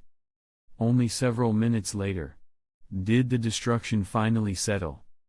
Beneath the collapsed terrain, you placed a finger on Netero's chest and asked, "Still want to keep going?" Netero was in terrible shape. Internal organs crushed, bones fractured across his body, caked in blood and mud. He looked pitiful. His breath was faint, his body withered and broken. All he could do was smile weakly. "You, kid, are you even human?" "Of course," you answered calmly, withdrawing his hand. Netero could no longer fight. He had poured everything into a final burst, and now, he had nothing left. The battle was over. And Netero knew it. He collapsed in silence, gasping for breath. Even his strongest technique hadn't made a dent. And now, he'd been struck in a vital spot. The defeat was undeniable, and absolute. As agreed. "From now on, I won't stop you," Netero said weakly. "And if you need help in the future, just ask. Stop talking. You're in no condition for this." You looked at the battered old man and offered a dry reminder. Even someone like Netero, drained of Nen, was now as fragile as a dying leaf. His life force flickered. You squatted down and said, "I'll take you back to rest. We can talk after you recover." "You worried I'll die here?" "Pretty much. If you die now, it's not just the Hunter Association, everything will fall into chaos." Netero smiled faintly. He understood. If Beyond Netero learned of his death, he'd likely mobilize instantly, setting course for the Dark Continent without hesitation. Chaos would be an understatement. "I'm not as fragile as I look. I just need a little rest. Give me 10 days, I'll bounce back. But while I'm recovering, someone has to carry on my work." At that, you smirked. "Don't even think about it." Then, placing a hand on Netero's shoulder, he teleported the wounded chairman back to the airship for treatment. Chapter 90. The news of President Netero's severe injuries couldn't be hidden for more than a few days, even if they'd tried. Especially when the injuries were that obvious. Honestly, you felt this wasn't entirely his fault. After all, if Netero hadn't used that final move and drained all his accumulated Nen at once, he wouldn't have ended up so debilitated. Fortunately, no one connected the incident to you. In fact, due to Netero's high standing, most people didn't even consider blaming you. Only Payu, who had witnessed some of Yu's strength, suspected a link. But after thinking it over, she felt it would be absurd if you had managed to injure the chairman so badly without so much as a scratch himself. And so, the suspicion was dismissed. On the day of the incident, the Hunter Association dispatched several Nen users specializing in healing techniques. As Netero's disciple, Biscuit Kruger rushed to the scene the moment she heard. And there, she found Netero, his body as shriveled as a dried stick. Fortunately, the injuries, while serious, weren't fatal. But his vitality had been drained alarmingly. He was still a fair distance from death's door, but far too close for comfort. With coordinated effort from several expert healers, Netero's life force stabilized that day. But as for the deeper injuries, those would take much longer to heal. No one knew exactly what had happened. In just half a day, Netero had suffered major internal trauma, fractures across nearly his entire body, and wounds covering him from head to toe. Everyone asked what had happened, but Netero laughed it off, dodging the question every time. In the end, all he would say was, I have no idea. It was clear Netero was hiding something. His acting wasn't exactly convincing, but there wasn't much anyone could do. Since the chairman didn't want to explain, no one dared challenge his decision, or send interrogators to pry it out of him. All they could do was wait for the medical team to finish their work. Biscuit Kruger was eventually left alone with the chairman. After all, they were master and disciple. If the incident involved Netero's privacy, or something unspoken, then it would be better for Biscuit to speak with him privately. Now, you silently followed Caillou and her team off the airship and backed toward the base. People along the way whispered about the event, most speculating that the explosion near the base was connected to President Netero's condition. After all, he had disappeared during that time, and when he returned, he was half dead. The connection was clear. Many who had witnessed the distant destruction still trembled at the memory. In the lounge, Biscuit activated her end to confirm that no unrelated personnel were nearby. Then she turned to the bound Netero and said, "They're all gone. It's just the two of us now, so, let's talk. What really happened? Was it an enemy? Or did we stumble on something unknown, something from beyond?" Netero kept a calm face. He first studied Biscuit carefully, confirming that she truly seemed confused. Clearly, she didn't suspect you. So even Biscuit doesn't know that kid's true strength. Netero mused to himself and then answered aloud. "It was just a small accident. Not nearly as serious as you're imagining. No need to panic." "What kind of accident leaves you like this?" Biscuit snapped. "And don't lie to me, I can see it plain as day. Those injuries were clearly from combat. Who was it? A human? Or something else?" "Well, I'm not entirely sure," Netero replied vaguely. At this, Biscuit clenched her pink fists, veins bulging. Her voice dropped to a growl. "Do you think I'm 3 years old?" "No," Netero shook his head. "But I really don't know for certain." Though you claimed to be human, from the abilities he displayed, Netero was increasingly convinced he might be something else entirely, a mysterious entity from the Dark Continent. That was the only explanation that made sense. Considering the known limits of humanity, no one, even with extreme restrictions or vows, should be able to develop an ability like an unbreakable barrier. And that wasn't all. Yu's nen, stamina, reflexes, and perception were all leagues beyond ordinary humans. If all of it came from the Dark Continent, then it made sense. After all, that's the only place where entities exist that defy logic, and transcend human understanding. The only reassuring thing was that you didn't seem malicious, toward Netero or toward humanity in general. His personality, too, wasn't bad. Anyway, while I'm recovering, you'll need to find a capable hunter to temporarily take over my duties. At least keep the association stable until I return." "You mean, we need an acting chairman?" Netero nodded and shifted the topic. "So, who do you think is up to the task?" Biscuit returned to her senses and thought for a moment. "Well, it should be someone you trust, Chairman. And strong enough, with experience. Definitely not a fool, too many problems if they are. Gotta look decent too, and gender." Netero chuckled, cutting her off. "With all those requirements, we'll never find anyone decent. I'd rather just decide today. So, how about we pick someone we both know well, someone we both like?" Biscuit considered it. That seemed like a solid plan. If both she and Netero approved of someone's character, they likely weren't bad, or useless. But even after thinking deeply, Biscuit couldn't come up with the right candidate. They listed several names, but Netero rejected each one for different reasons.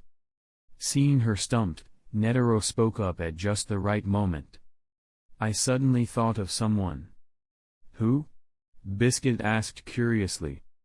"That white-haired kid. I get a really good feeling about him. Maybe it's time to try someone new.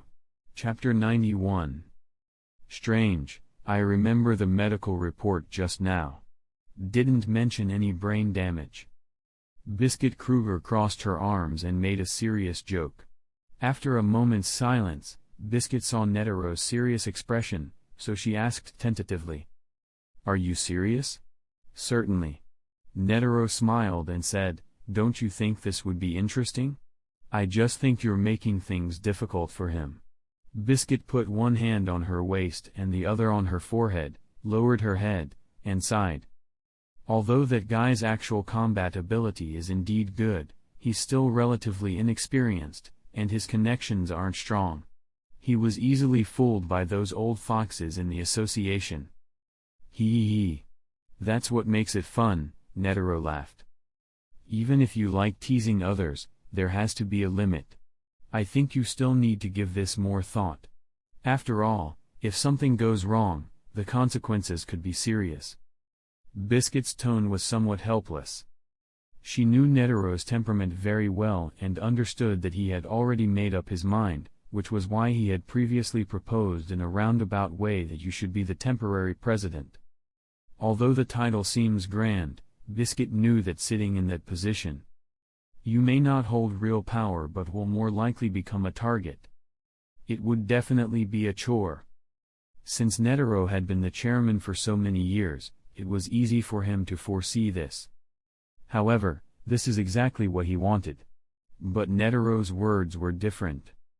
People always need experience to grow up, just like us old guys, who didn't start as a baby. Hearing this, Biscuit couldn't find any reason to refute, so she could only shake her head helplessly and say, "As you like." Biscuit could only pray silently in her heart that during Netero's recuperation, no major upheavals would happen within the association. Netero suddenly continued. "Since you rarely come here, why don't you chat with me for a while and help decide on the position of vice chairman as well? You must already have a candidate in mind, right?" Biscuit said. Netero smiled and said, "You really understand me."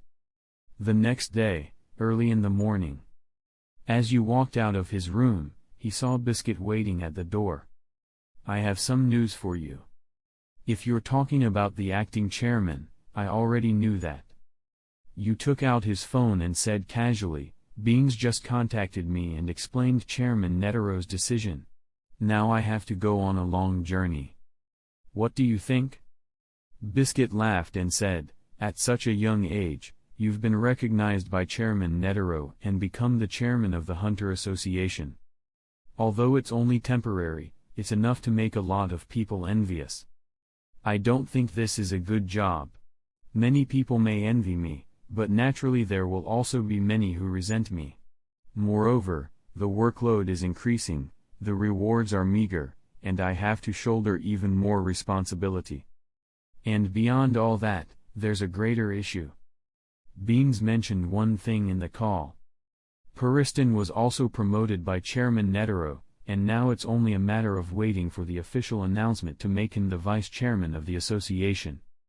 You especially suspected that Netero had already realized Puriston was a problematic guy, so he pushed you forward to deal with these troubles in his stead. Seeing this, Biscuit could only speak from an elder's perspective to comfort him. "Anyway, don't worry too much. Based on the chairman's condition, he should be able to move freely in a month or two at most." Hearing this, you didn't say much. 2 months might not seem long, but for those within the association looking to take advantage of the situation and stir up trouble, it's more than enough time to make a move. Although he didn't know how Puriston would react to the news, there was no doubt that the guy would definitely take action as quickly as possible during Netero's absence.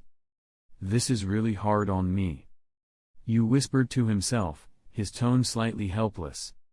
"It's not hard to guard against open attacks, but it's much harder to guard against hidden traps and schemes. Even he wouldn't have enough energy to deal with such an old fox full of tricks. He needed help. And not just anyone, it had to be someone trustworthy and reliable. Thinking of this, you looked at Biscuit, raised his hand to summon his nen beast, the black cat, and took out an emerald gem from its mouth, handing it to her. This is my reward from before. Also, do me another favor. Biscuit held the gem up to the light, her eyes filled with emerald green, and she couldn't stop smiling. Tell me, what can I do for you? Help me keep an eye on a man named Jing Freaks. Hearing this, Biscuit understood and agreed without hesitation. However, finding that guy wasn't easy, so Biscuit also gave you a heads up, telling him not to get his hopes up too high.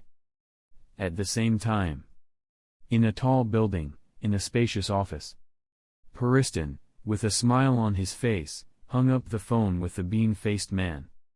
The next moment, his expression suddenly cooled. He restrained his smile and narrowed his eyes slightly, making it impossible to tell what he was thinking.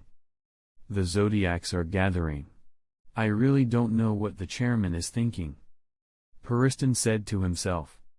To be honest, Chairman Netero being seriously injured wasn't in his plan, and he hadn't even considered the possibility. But based on the results alone, Puriston felt that his plan had actually progressed more successfully than expected. During the period when the chairman was convalescing, he would temporarily take over as acting chairman. Afterward, he would have ample time and room to maneuver, giving him a chance to advance his plan ahead of schedule.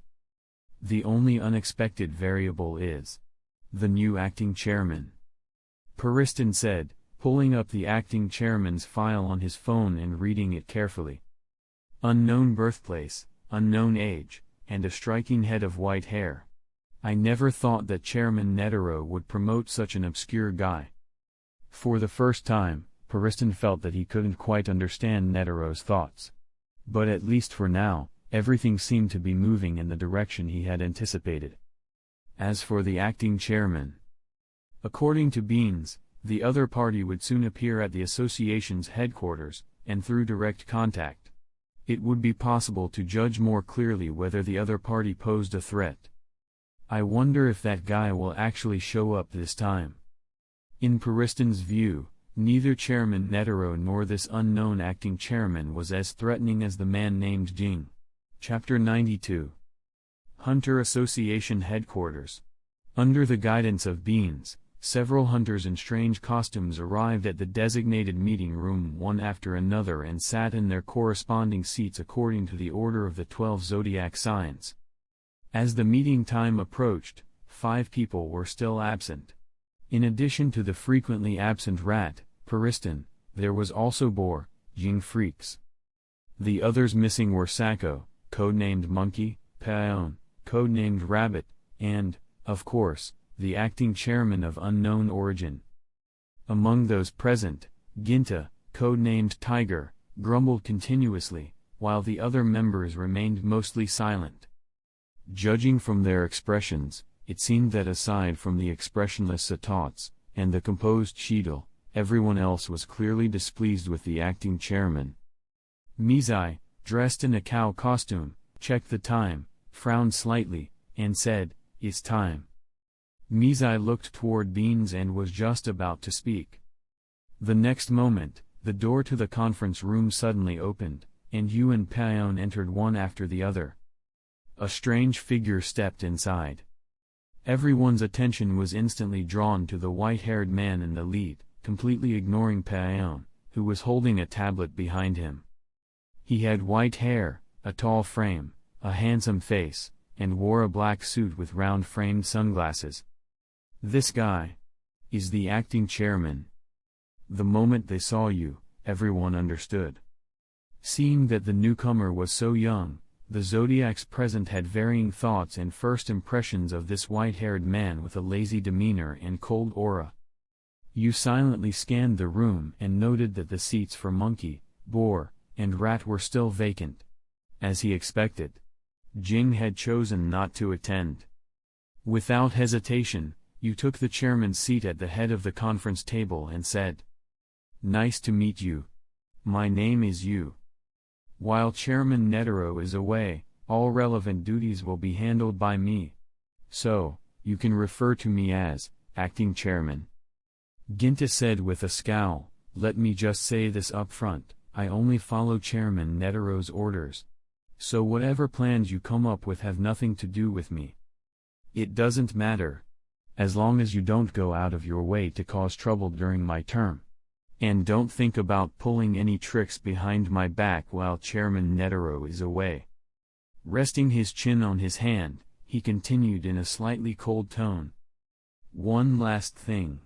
While I may not be good at managing tedious affairs, when it comes to dealing with people who stir up trouble, I'm quite the expert." Hearing this, Ginta felt that Yu was singling him out. Veins bulged on his forehead and he instinctively slammed the table. Bang! At that moment, Pariston, dressed in a flamboyant suit, pushed open the door. After offering a few light apologies, he sat in the seat nearest to Yu. The room fell into a brief silence. Pariston glanced around with a gleaming smile and said, "Oh my, what happened here? The atmosphere's a bit tense. Surely it's not because I was late. Now that Chairman Netero isn't here, we should all be more united. Even if some of us don't get along, it shouldn't be so obvious." As he spoke, Pariston turned to Yu, who stood beside him, and asked with a smile, "Isn't that right, acting chairman?" Even Ginta could hear the sarcasm in Pariston's words. No one, including Cheadle, spoke. They simply stared silently at Yu, clearly waiting to see how he would respond. The room held its breath. Yu removed his sunglasses and replied to Pariston with a smile, "You're right. I may not show it, but I haven't done anything to disrupt unity. I won't pursue the matter. However, I fear that some people might be all smiles on the surface, yet behind the scenes, their intentions are quite different." Pariston's smile froze slightly. "Seems like the acting chairman doesn't have much faith in us 12 zodiacs. If we don't trust each other, how can we work together effectively?" "No, it's not distrust. I'm just stating my opinion. I believe that among the 12 zodiacs, there shouldn't be anyone like that. After all, I've heard that everyone here, myself included, has earned the trust and recognition of Chairman Netero." Yu paused, then mimicked Pariston's tone and asked, "Isn't that right, Vice Chairman?" Pariston smiled coldly, his eyes narrowing to slits, but he didn't respond. But from that moment on, every member of the 12 zodiacs, including Pariston, began to take real notice of the new acting chairman. Though a newcomer, he was anything but simple, and far harder to deal with than Pariston and the others had expected. Seeing that Pariston didn't reply, Yu turned to Beans. "Beans, would you please explain Chairman Netero's current condition to everyone?" "No problem," said Beans. Beans proceeded to explain Chairman Netero's current status to the Zodiacs, stating that he was expected to recover and return to work within 2 months. In other words, Yu's term as acting chairman would last only about 2 months. The rest of the session consisted of updates on association work and a few of Netero's instructions. Soon, Beans had finished his briefing. "Any questions?" Yu glanced at everyone, waiting for reactions. Cheadle said, "May I ask a question? Mr. Yu, what exactly is your relationship with Chairman Netero?" "Relationship?" Yu looked at Cheadle. "What you probably want to know is why I was appointed acting chairman." Hearing this, Cheadle nodded. "That is indeed one of the things I'm curious about. Everyone who could become a Zodiac had their own strengths. Although their individual specialties varied, they could be loosely categorized. For example, Badabai and Ginta excelled in combat, Paeon and Lin in intelligence gathering, and Pariston was more cerebral. Cheadle believed that you must have a significant edge of his own, one even greater than those of the existing Zodiacs, otherwise he wouldn't have earned Chairman Netero's trust." Yu replied calmly, "To be honest, I don't know why Chairman Netero appointed me. There could be many reasons. But the most straightforward one is, I'm stronger than all of you." Chapter 93. As soon as you finished speaking, The atmosphere in the conference room suddenly turned cold. As cold as Pariston's face at that moment. Bang! Paon, who had been lying on the table, noticed it shake violently. He looked up and saw that Ginta had angrily stepped on the table again. "I'll kill you. You're just a newbie." Ginta was furious, pointing at you and yelling. Paon looked at Ginta with an amused expression and said quietly, "I advise you to calm down. That guy's much stronger than you think." "Paon, why are you speaking up for that guy?" Ginta turned around, confused. "Just stating the facts." Paon's tone remained calm as he continued. "After all, he's someone who can fight evenly with Chairman Netero. If you're not convinced, you can try. Just don't blame me for not warning you." Paon had personally witnessed the fight between you and Chairman Netero, so he had a clear grasp of the situation. As for why he wasn't reacting with much emotion, he figured maybe it was because time had passed, or due to his own detached personality. But recalling the scene now, he still didn't feel much surprise. Ginta's fury lessened, confusion settling in as he questioned Paon, "Are you sure you're not joking?" In response, Paon simply gave a nonchalant hum, saying nothing further. Within minutes, everyone's attention shifted from you to Paon, and then back to you. It was obvious they were having trouble processing what they'd heard. After all, Netero's reputation was no joke. Even though his strength had diminished somewhat with age, the number of people in the Hunter Association who could compare to him was extremely limited. Among the 12 Zodiacs, only seasoned veterans like Dragon Batabai were considered close to Netero's level. As for Jing Freaks, considered one of the top 5 Nen users in the world, no one had seen him fight, so comparisons were difficult. In short, it sounded unbelievable. But it was Paon who had spoken. Given Paon's blunt and no-nonsense personality, everyone knew he wasn't the type to play along or lie. So even if the truth seemed absurd, they had no choice but to accept it. Ginta reconsidered, then simply snorted coldly and sat down in frustration. The expected outburst didn't happen. Pariston looked slightly disappointed. Several things had happened during this meeting that Pariston hadn't anticipated, for instance, that the acting chairman seemed aware of his behind-the-scenes activities. And Paon's words had also given him new insight into the acting chairman. As powerful as Chairman Netero. At that moment, Pariston crossed his arms and stared intently at you, eyes full of intrigue. You noticed Pariston's gaze, tilted his head slightly, and asked, "What is it, Vice Chairman?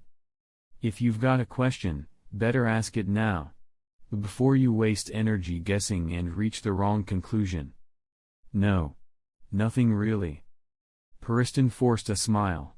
"I was just wondering how the association managed to overlook such an excellent acting chairman. Not only had the 12 Zodiacs never heard of you. Even internal records only mention you in passing. I've only seen people like this in movies. The so-called invisible men. No matter what they do, they leave no trace. They draw no attention. So if the acting chairman has always chosen to be an invisible man in the association, why now?" Pariston didn't finish his sentence, but his implication was clear, and the room became tense. Everyone waited to see how you would respond. You didn't address Pariston's question directly. Instead, he scanned the room and said in a wry tone, "Each of you has a code name based on the Chinese zodiac. And from what I hear, those names were chosen based on Chairman Netero's preferences. You even agreed to change your outfits to match those code names. When you think about it, doesn't it all seem like a game you're playing with Chairman Netero? But it seems there are exceptions." You turned to Pariston, a faint smile appearing on his face. "You're the rat, right? What's the issue?" Pariston still wore a smile, though even he wasn't sure where you was going with this. You smiled and said, "My term as acting chairman is just 1 or 2 months. It's a rare opportunity. So, I've suddenly decided to join your game. How about I give myself a code name? With that, you summoned his Nen beast, the black cat. This is my Nen ability. I'm a black cat, nothing special. So my code name will be Cat.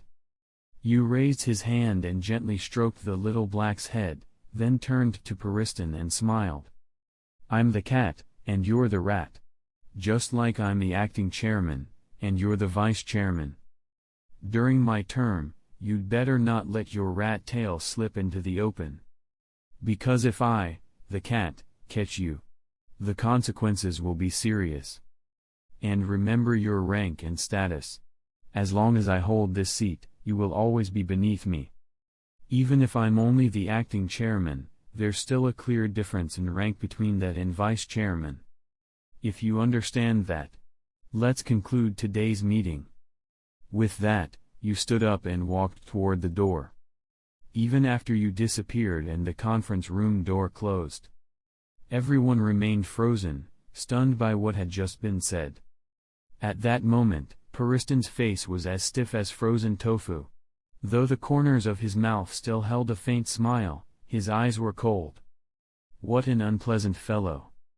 Pariston muttered to himself, ignoring the other members leaving around him. Before this, the person Pariston disliked the most had been Jing. But now, the acting chairman had taken that top spot. After all, while Jing's abilities and mindset made him dangerous, Jing had never acted directly against Pariston. Now, just as the time seemed right to move, Netero fell ill, only to be replaced by someone even more troublesome. Even Pariston couldn't stop his mood from sinking. In that moment, he couldn't bring himself to smile. Chapter 94. The original purpose behind establishing the 12 zodiac signs. Beyond assisting the association and handling routine work, it was meant to respond to major crises, whether internal or external, that might arise in the future or had occurred in the past. For example, if anything were to happen to Chairman Netero, the 12 zodiacs would serve as the pillars of the association, ensuring order and stability, and preventing unpredictable disruptions. In other words, the status of the 12 zodiacs in the Hunter Association is second only to Netero himself. They are the final safeguard, brought forth when a crisis hits. The relationship between the zodiacs and Chairman Netero is more akin to that of companions rather than a strict superior-subordinate structure. It is because of this bond that many of them were willing to go so far as to adopt costumes and personas matching their zodiac code names, as a gesture of respect and unity with Netero. But now, within that close-knit dynamic, an acting chairman like you had suddenly appeared. Even though the position was temporary, it was inevitable that this would stir conflict and resistance. For instance, Ginta had already resolved that he would never submit to you. Even though you had Chairman Netero's endorsement and even Paion's verbal affirmation, both of which strongly suggested he was an elite. Still, Ginta hadn't seen it with his own eyes. He clung to the idea that Netero must have either let you win, or that you had simply taken advantage of the situation. But regardless of all that, this young acting chairman had undeniably left a deep impression on everyone. After the meeting, you didn't leave the association building. Instead, he went directly to the chairman's office and sat naturally in the chair that had once belonged to Netero. There was no sign of hesitation or guilt. After all, it was Chairman Netero who had appointed him as acting chairman, without asking him in advance. And now that it was done, you saw no reason not to experience Netero's daily duties and environment firsthand. On the desk were two piles of documents. One was stacked like a mountain, the other was only a few pages thick.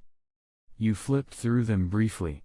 The towering stack consisted of daily administrative files, already preliminarily reviewed by the relevant departments and requiring only the chairman's signature. He ignored those and turned his attention to the thinner pile, files Beans had flagged due to inconsistencies or gaps. Among the densely packed text, you spotted a key phrase.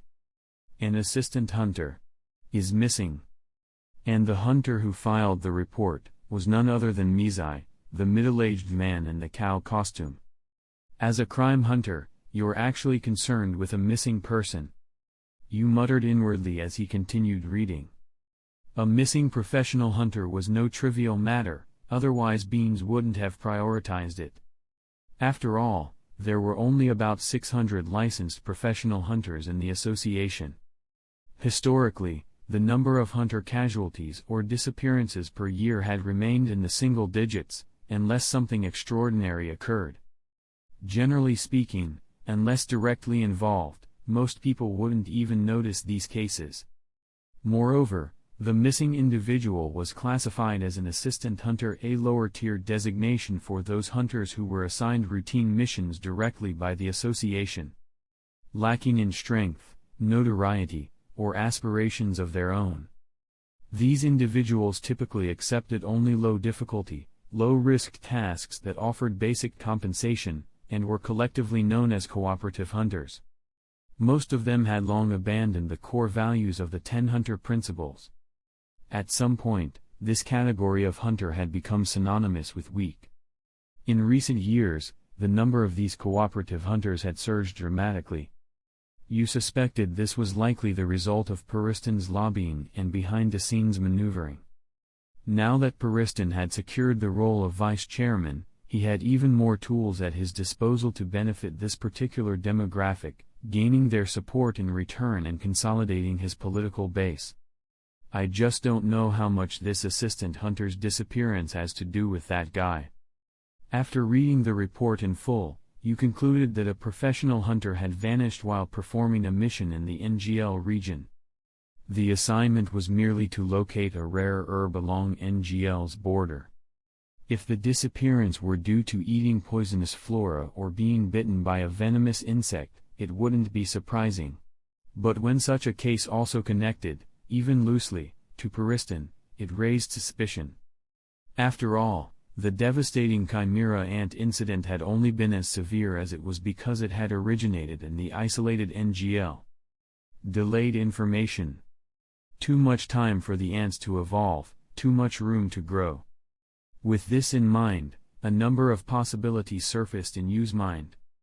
For example, maybe the hunter didn't die but instead disappeared deliberately, possibly sneaking into NGL or conducting secret tasks for Periston under the radar.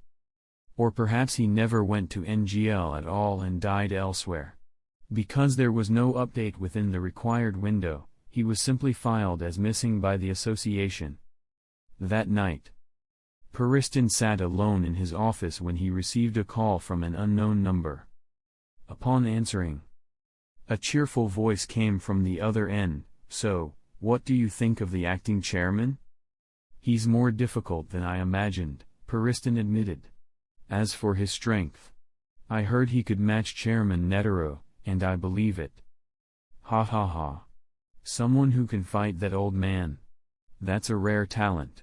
If we could bring him over to our side, our plans would go a lot smoother." The man on the other end laughed heartily. But Periston fell silent for a moment before rejecting the idea. "That guy was hand-picked by Netero to replace us. That says something. He clearly holds a special place in Netero's heart. He's not going to be easy to sway." "I thought so too. But still. How's the old man's injury?" "He'll likely recover in a month or two." "That serious, huh? But knowing that old guy, I doubt he's just lying around." Periston chuckled. "If you want to know what he's up to, why not visit him yourself?" "Humph. We haven't seen each other in years. We had a major fallout the last time. If I visit him now, he'll probably take another 6 months to recover." "Well, wouldn't that give us more time to move forward? Besides, you're his son. Visiting him is only natural." At this, Beyond Netero burst into laughter. "All right then. Chapter 95. Night falls. President's office. You relied on reversal technique to continuously restore his brain, keeping it in peak condition while reviewing the mountain of documents on his desk with exceptional efficiency. That's how he uncovered more anomalies. It's not just the missing persons. There's also been a lot of internal personnel changes within the association. And they all resigned voluntarily. It was unusual, but understandable. Puriston is really efficient. The worry in his heart surfaced as he muttered to himself. It was understandable why Beans had approved these resignations without suspicion. After all, even if these people hadn't been outright bribed by Puriston, they had clearly been compensated. There was little point in forcing them to stay. Once a large number of job vacancies opened up, Puriston could easily fill those roles with his own loyal people. As for why Netero hadn't noticed this earlier, you surmised that Puriston had likely been far more discreet in the past. With only 1 or 2 resignations at a time, it would have been hard to spot the pattern. Also, Netero had to process a massive volume of documents every day. It was unrealistic to expect him to scrutinize every word as closely as you now did. If we want to take down that guy, we'll need solid evidence that he's hollowing out the Hunter Association from the inside. And that kind of evidence couldn't be something simple like a photo or an audio recording. Given Puriston's meticulous nature, he would never leave behind such low-level clues. We need someone trustworthy and capable of gathering intelligence. After a moment's thought, you arrived at a candidate. Mizostom Nana. His ability was called cross-game.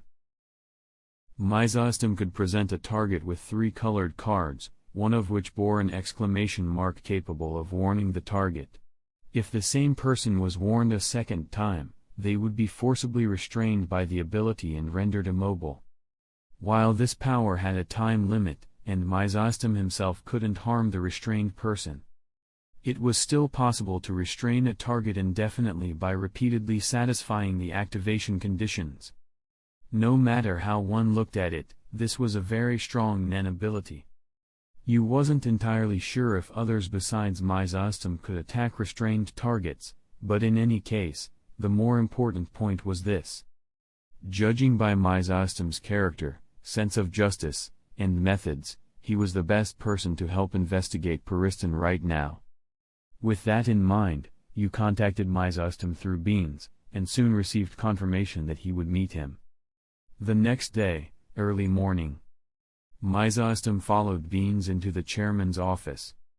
The two entered and looked up to find the acting chairman lazily flipping through documents at the desk. Apparently, he had stayed in the office overnight. The sound of shuffling papers stopped abruptly. You looked up at Mizostom, surprised he'd arrived earlier than expected. Looks like I'm not the only one who wanted this conversation. Mizostom sat silently in front of you. After pouring tea for both of them, Beans nodded politely and left. Only after confirming the footsteps outside had disappeared did Mizostom take a sip of tea and speak. I wonder what the acting chairman wishes to discuss? There are a couple of things I wanted to talk about. First, the report you submitted recently. We'll get to the other matter after that. You flipped through the files until he found the one he needed. I read the report you submitted last night. Even though it's true that missing hunters are rare, this happened in NGL. And the hunter was acting alone. Do you think this is normal? This is absolutely not normal. Mizostom shook his head. This is already the second hunter to go missing this year. Frankly, I find that hard to believe. You have to understand, the average number of disappearances per year used to be just 0.6. That means only 3 in 5 years. And over the past 5 years, Jing Freaks has been on the missing list twice. So really, only 1 genuine disappearance in 5 years. But now, hearing that Jing had appeared twice on the missing list, you couldn't help but smile. But now wasn't the time for jokes. He quickly suppressed his grin and looked at Mizostom. I'm of the same opinion. It's suspicious. Which is why I called you here. You mentioned earlier. There's another missing person. If I'm not mistaken, That person was also a support staffer, right? Myzostom frowned slightly and nodded. That's correct. In that case, I think I already know the answer. You continued, I don't know if your conclusion matches mine, but I'll tell you mine anyway. Periston. You and Myzostom said the name in unison, or perhaps, they were just confirming what the other had been about to say. After a brief silence, you smiled. Now that we've covered your concern, let's move on to the anomaly I've noticed. He pulled out another stack of papers and placed them in the center of the table. Bang. These are the approval documents for recent personnel changes in the association. While the reasons listed vary, every one of them is a voluntary resignation. And right after these resignations, there's a whole series of new hires. The outgoing and incoming employees coincide almost perfectly. All of this happened just after Netero stepped down and I took office. Don't you think it's a little strange? Myzostom thought for a moment and quickly saw the logic. You're suggesting someone is manipulating the internal staffing of the association? Isn't it obvious? Myzostom fell silent. Though nothing had been confirmed yet, the first name that came to his mind was Periston, who had recently become vice chairman. Of course, it couldn't be ruled out that Yu himself was orchestrating the entire thing for his own purposes. But either scenario was disturbing, and after thinking it over carefully, Myzostom decided to place suspicion on Periston first. But even if Periston was behind all this, what was his objective? Myzostom couldn't figure it out. If his goal was simply to become chairman, there was no need to go to such extremes. As he pondered, the tea in front of him had gone cold without him realizing it. Suddenly, Myzostom looked up and asked you, frowning. What exactly do you want from me? You smiled. Don't worry. I just want you to help investigate Periston and gather concrete evidence of his hollowing out the association. Of course, if you run into any problems, I'll support you as acting chairman. Then you lowered his gaze and muttered quietly, as if to himself. Periston's boldness comes from the fact that Chairman Netero is out recovering from injury. But doing this means he clearly doesn't take me seriously. I reminded him yesterday at the meeting not to let his rat tail show. What a forgetful man. Chapter 96. Now that such a serious accident has occurred internally, no matter whether it is true or false, he will definitely pay attention to it and take action. Only. Myzostom Nana looked at the worried expression. He always felt that the acting president in front of him seemed to have been certain that he would make such a decision from the beginning. Thinking of this, Myzostom Nana couldn't help but feel conflicted. After all, the feeling the other party gave him was no less than that of a guy like Periston. Equally dangerous and unpredictable. But from a rational point of view, the acting president is indeed making decisions for the stable development of the association. And right now, Periston is the guy who is disrupting the order. After a long contemplation, Myzostom Nana agreed to investigate the matter. And you also promised him a generous reward in the name of acting president. However, the specific results depend on the actual results achieved. The meeting between the two ended here. After seeing off Myzostom Nana, you still thought of Cheadle, Ethan Knight, and Badabai. They are also members of the president's faction. As long as the problem is made clear, they will surely actively participate in the investigation. But for now, Myzostom Nana alone should be enough. If too many people take action, it will easily alert Periston and others, which may lead to little final result. Besides, Myzostom Nana is a 2-star hunter after all. With the special nature of his abilities, I believe he should be able to handle most dangers and situations by himself. You thought about it and knew that Periston would not be idle at this moment and would definitely be planning something behind the scenes. After the talks, Myzostom Nana still had doubts about the various information mentioned by you, but in a pragmatic manner, he immediately began to collect intelligence through his own channels. But the actual situation, he learned, was far worse than he had imagined. In the past few days, people have voluntarily resigned from different departments within the association, and the number of tasks that the assistant staff receive every day has also increased. Most of them involve dealing with trivial matters, but the basic remuneration is not low. These were the results that Puristan had achieved even before he became vice president. What on earth is that guy going to do? The more Nana thought about it, the more headache he felt. Just as the acting president said, Puristan's current actions are to use his power to hollow out the association while the president is resting. But as the investigation continued, Nana could not find any trace of direct connection with Puristan. Even though they finally tracked down the suspicious people involved in the operation, after interrogation, the answers they got were not helpful at all, and they just led them to a new alley. 3 days passed in the blink of an eye. Nana's efficiency was amazing, and he could find new clues every day, but the more clues he collected, the more the results he got deviated from his expectations. These suspicious people have nothing to do with Puristan in any way. That guy doesn't seem to be involved at all. Nana sat in his private car, flipping through his tablet, and fell into deep thought over the clues he had sorted out over the past few days. Nana thought of other possibilities. Perhaps Puristan has helpers, that is, a person or organization unrelated to the association, who can carry out these operations independently. All Puristan had to do was use his power and brains to build an unnoticeable path for those people. Assistant. Nana talked to himself, and his thoughts suddenly became clear. In addition to the assistants and ordinary jobs, Puristan also placed a number of people of unknown origin in the positions.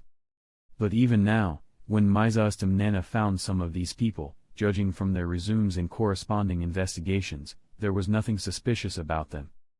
Only Beans, Puristan, and the acting president, who are familiar with the personnel transfers within the association, have the opportunity to see the abnormality from the overall perspective. Thinking of this, Nana felt that things were a little out of control. We need to contact President Netero as soon as possible. And it would be best if we could tell him in person. But before that, Nana felt it necessary to find the acting president to discuss it again. After all, if it weren't for you, he might not have noticed these things until a few years later. And by that time, even if any evidence was found, it would be completely useless.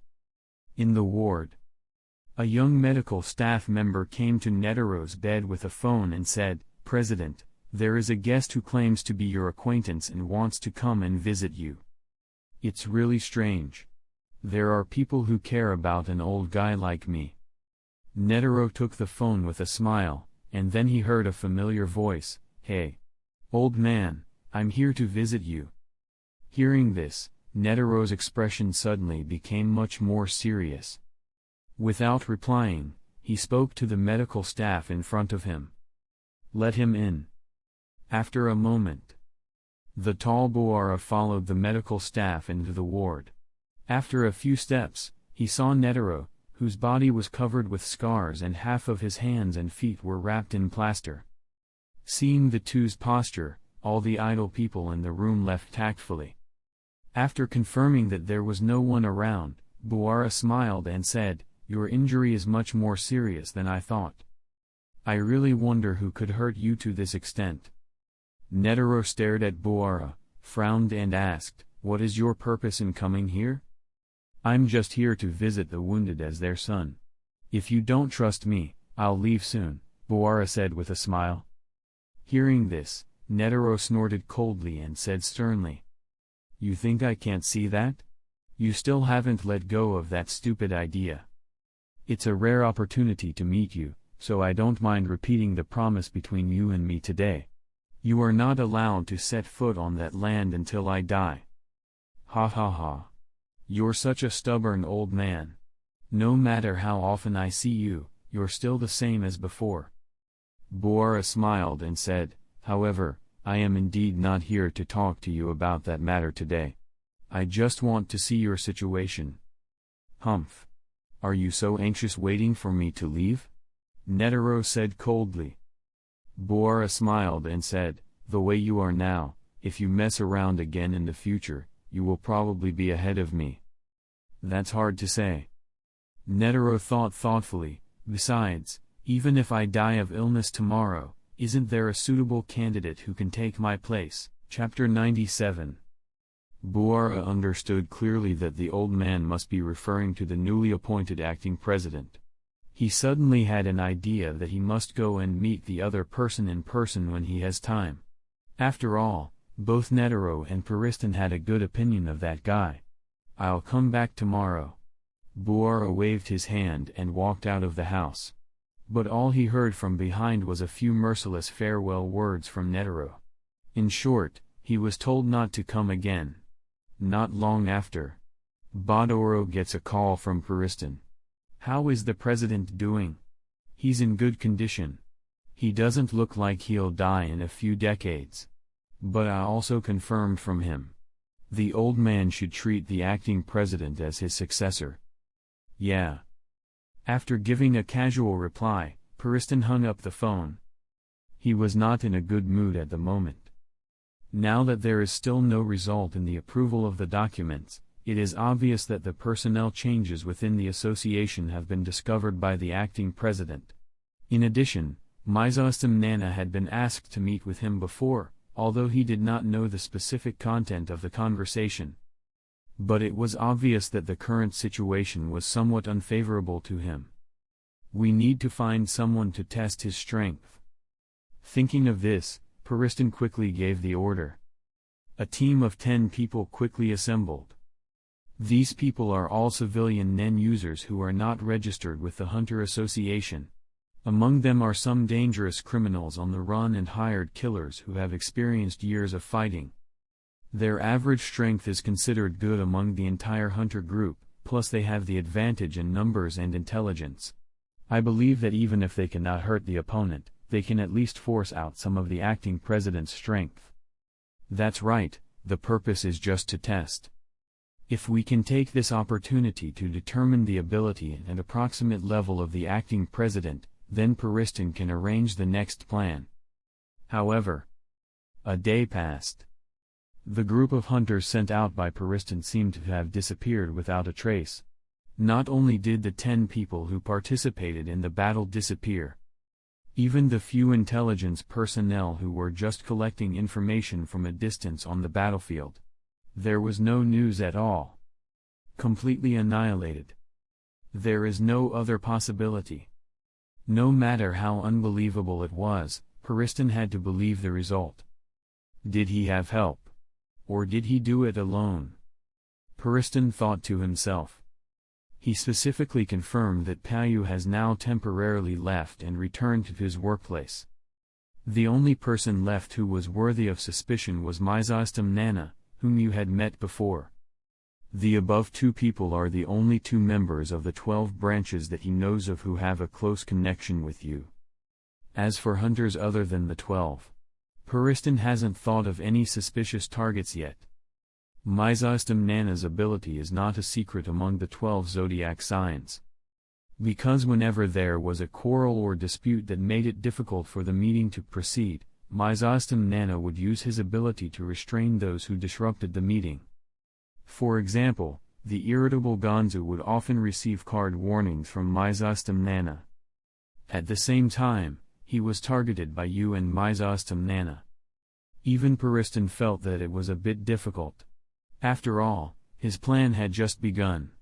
And he had not yet reached the stage where he could completely control the association. The situation is now at a stalemate. After Netero recovers from his injuries, his situation will only become more passive. It seems that if we want to break the impasse, we have to learn from the acting president. Start with the others. However, the 12 zodiac signs are obviously not suitable as targets to be won over, even though there are guys like Gonzu among them who don't like you. But Pariston is also self-aware. He is also controversial. The only one who can be mobilized is Cheadle, and it is impossible to send him to fight against him. After all, he is a spy who has been placed in the 12 zodiac signs with great difficulty. Periston could think of the Zoldyck family, but even if he offered a generous enough reward, the other party would not accept such a commission with hidden dangers, such as making enemies with Netero or the Hunter Association. Just when Periston was having trouble with this, there is another group of people who, like him, have their eyes on the newly appointed acting president of the association. I didn't expect it to be him. The guy who killed Uvagin. In a room in a high-rise building, the Shanark, Nobunaga, and Krollo gathered in front of the hotel's computer, looking at the white-haired man on the screen, lost in thought. The mortal enemy who killed their partner is now the acting president of the Hunter Association. The moment several people learned the news, suddenly, they felt that revenge was a long way off.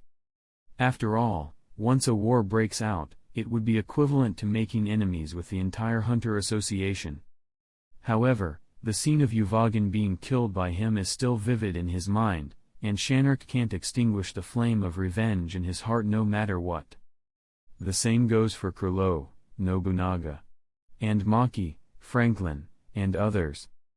However, facing the enemies, Krollo was still able to remain rational and advised the others.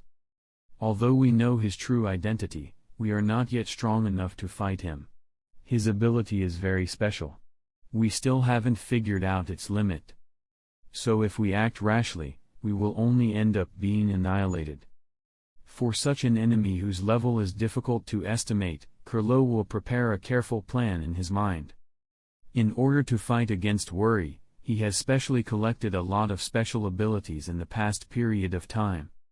But now, even though Krollo thinks his strength has improved significantly compared to before, he feels even more uncertain. But he didn't show it. Shanark suggested, "My ability is ineffective against him, but it is definitely more than enough to use on ordinary people. Perhaps, we can try to start with the people around him, and while he is staying in the Hunter Association, we can also gather some intelligence." Krollo thought for a moment, as if considering the possible loopholes. Shanark probably guessed what the captain was worried about, and continued. "Although I have no way to retrieve the used antenna, I can just transfer the ability to you, the captain, and then return it to me. Then I can regain my power and materialize the antenna again, so there is no need to worry even if it is seized by the enemy." Hearing this, Krollo nodded and said, "That's a good idea." Nobunaga was absent-minded and only heard the battle plan conveyed to him by the two men at the very end. The first target was the white-haired man's personal secretary. That's the little guy with a head shaped like a mung bean. The second target is the ordinary people who will participate in the work of the president's floor. Shanark has only 2 antennas, so they must be used with caution. The people who carry the antennas are Krollo and Nobunaga. The two confirmed that you was not in the association building at the moment.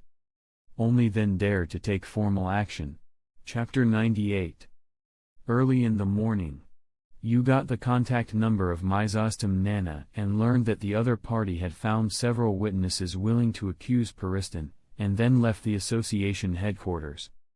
And not long after he left, Cheadle came to the door of the president's office with documents in his arms, knocked on the door gently, and soon Beans opened the door. "Is the acting president here? I need to talk to him about something," Cheadle asked. "Sorry, the acting president just went out. It seems that he went to deal with some personal matters. I don't know when he will be back." Looking at Beans' apologetic eyes, Cheadle didn't say much, but just lowered his head and sighed. There are many matters waiting to be dealt with within the association today. Even she herself had put aside her own work to help deal with the association's internal affairs for the sake of President Netero, but the acting president appointed by the president himself neglected his duties during working hours. The acting president. It's even more unreliable than expected. "Mr. Beans, Please put these documents on the president's desk. When he comes back, please tell the acting president that I have something very important to report to him."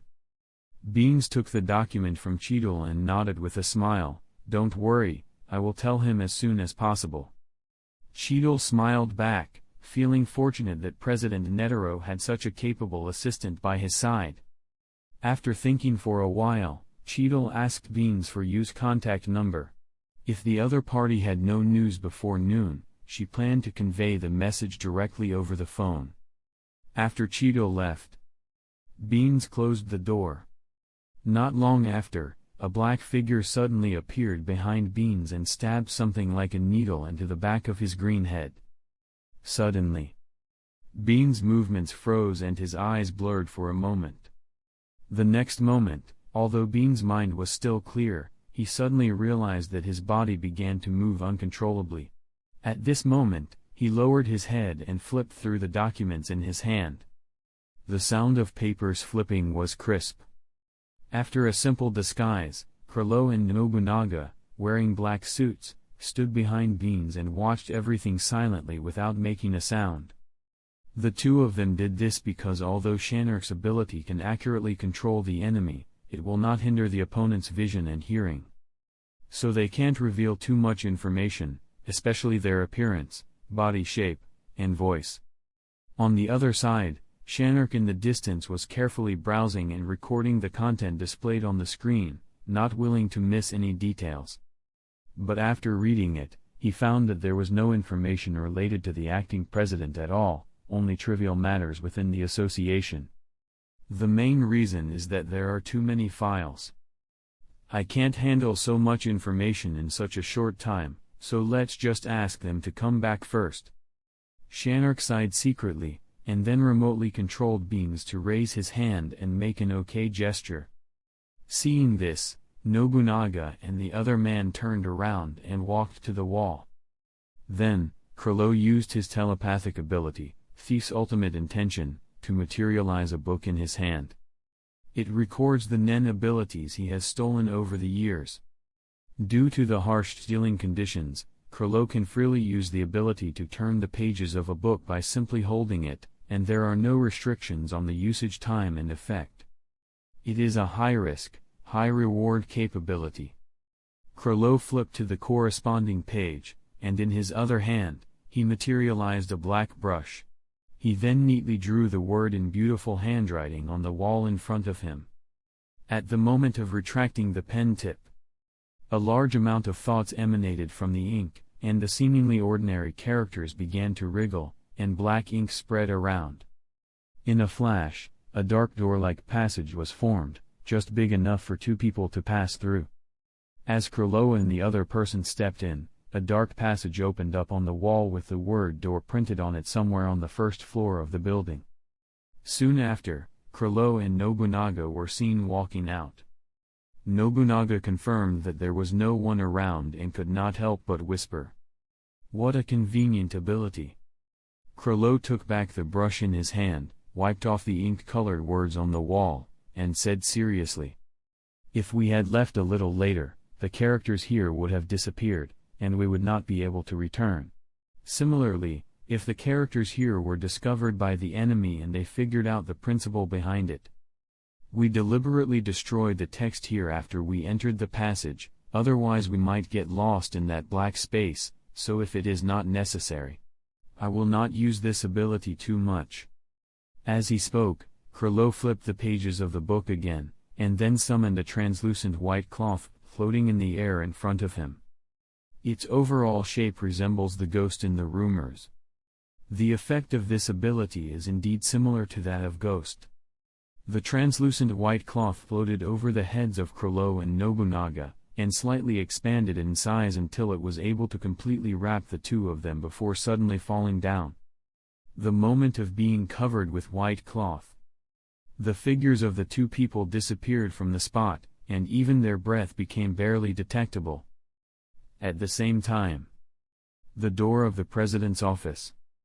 Cheadle came back with another stack of documents in his hands, but was just about to knock on the door. She vaguely smelled some unfamiliar odors through the door. Cheadle twitched her nose and confirmed that someone else had visited the house after she left, and they were not people she was familiar with. Boom boom. Cheadle knocked on the door twice, but after waiting for a while, Beans did not come to open the door. Strange. Mr. Beans' scent should still be in the house. After hesitating, Cheadle opened the door with a frown. Although this behavior was a bit rude, she always felt something was wrong. Maybe something happened to Mr. Beans. After entering the room, Cheadle looked up. Only then did she realize that the president's office, which had been tidy, was now littered with white papers. The culprit who made this place such a mess is obviously Beans, who is rummaging through boxes and cabinets at this moment. What happened? Even Cheadle had to take some time to confirm the current situation. She soon noticed the antenna behind Beans' head, and sensed the thoughts entangled in it. She suddenly realized that Mr. Beans was probably attacked and controlled by an operation-based enemy. Cheadle immediately came behind Beans and forcibly took off the antenna. The moment of leaving the antenna, Beans froze, then fell unconscious and fell backward to the ground. Hunters. Really quick break. Yay. That's it. I got nothing. But if you're still watching this far, and good job lol. So let's keep going. Chapter 99. As a hunter of difficult and complicated diseases, Cheadle is also a world-class doctor. Although the body structure of Beans is different from that of ordinary people, she quickly confirmed that the other party was just exhausted and fell into a coma due to fatigue. At present, there is no danger to life. Cheadle immediately called the medical staff within the association and also informed the acting president, who was away, of the news. Someone broke into the association building and attacked Beans with a needle. There should be a manipulation-type NEN user among them, Cheadle asked. So where are you now, acting president? Although Cheadle's tone was calm, people who were familiar with her could still detect that Cheadle's emotions were unusual from subtle changes. She was a little angry. Is Beans okay? You asked. I checked him. He is not in danger of death. He is just temporarily unconscious and needs to rest for a while. As Cheadle spoke, she released the circle to check the situation in the room, and then continued, although I don't know who it is, it seems that those intruders just messed up the documents in the office.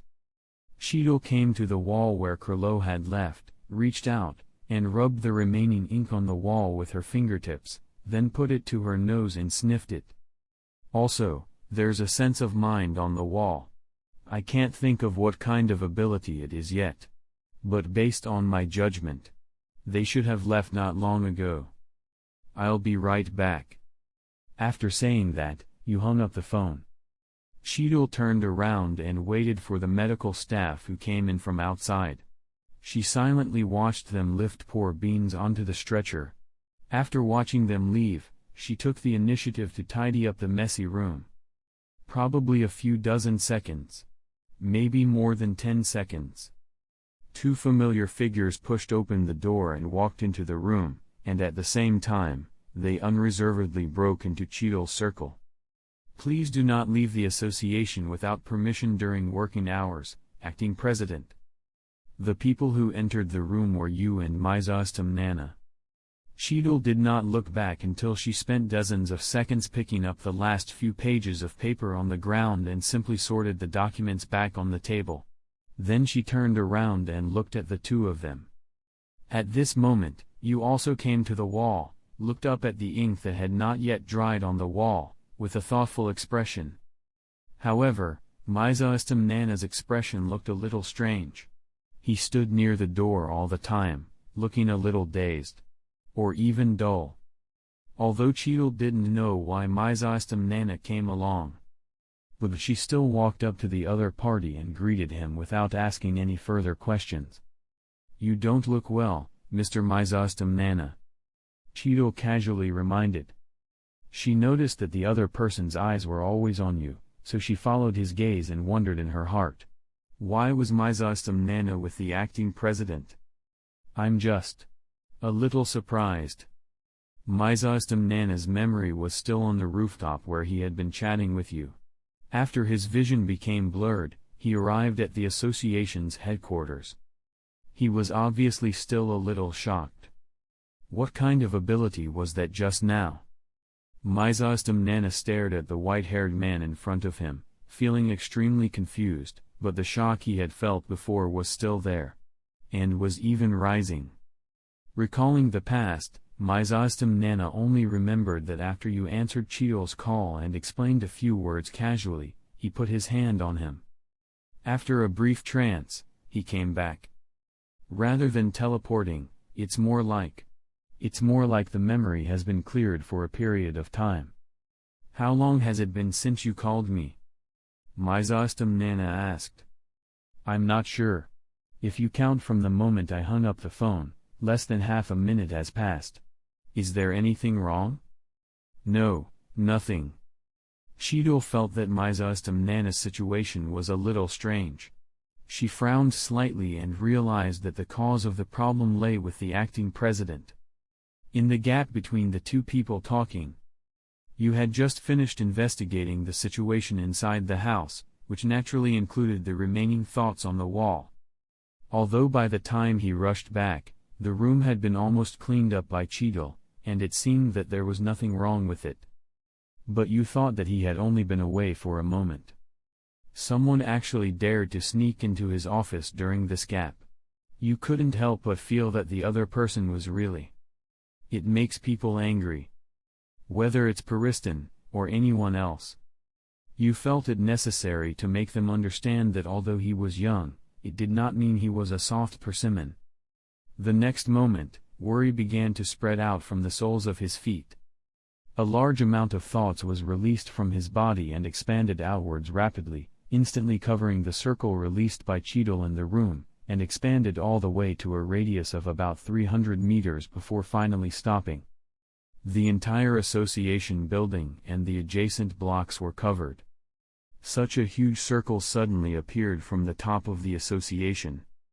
All those who were within the range and could sense thoughts froze involuntarily and looked towards the center of the circle. And you immediately noted down the auras that reacted to his circle, and said in his heart, "That way we can catch you all."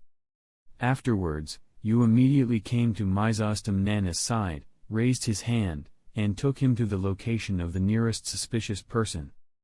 The figures of you and Nana suddenly disappeared.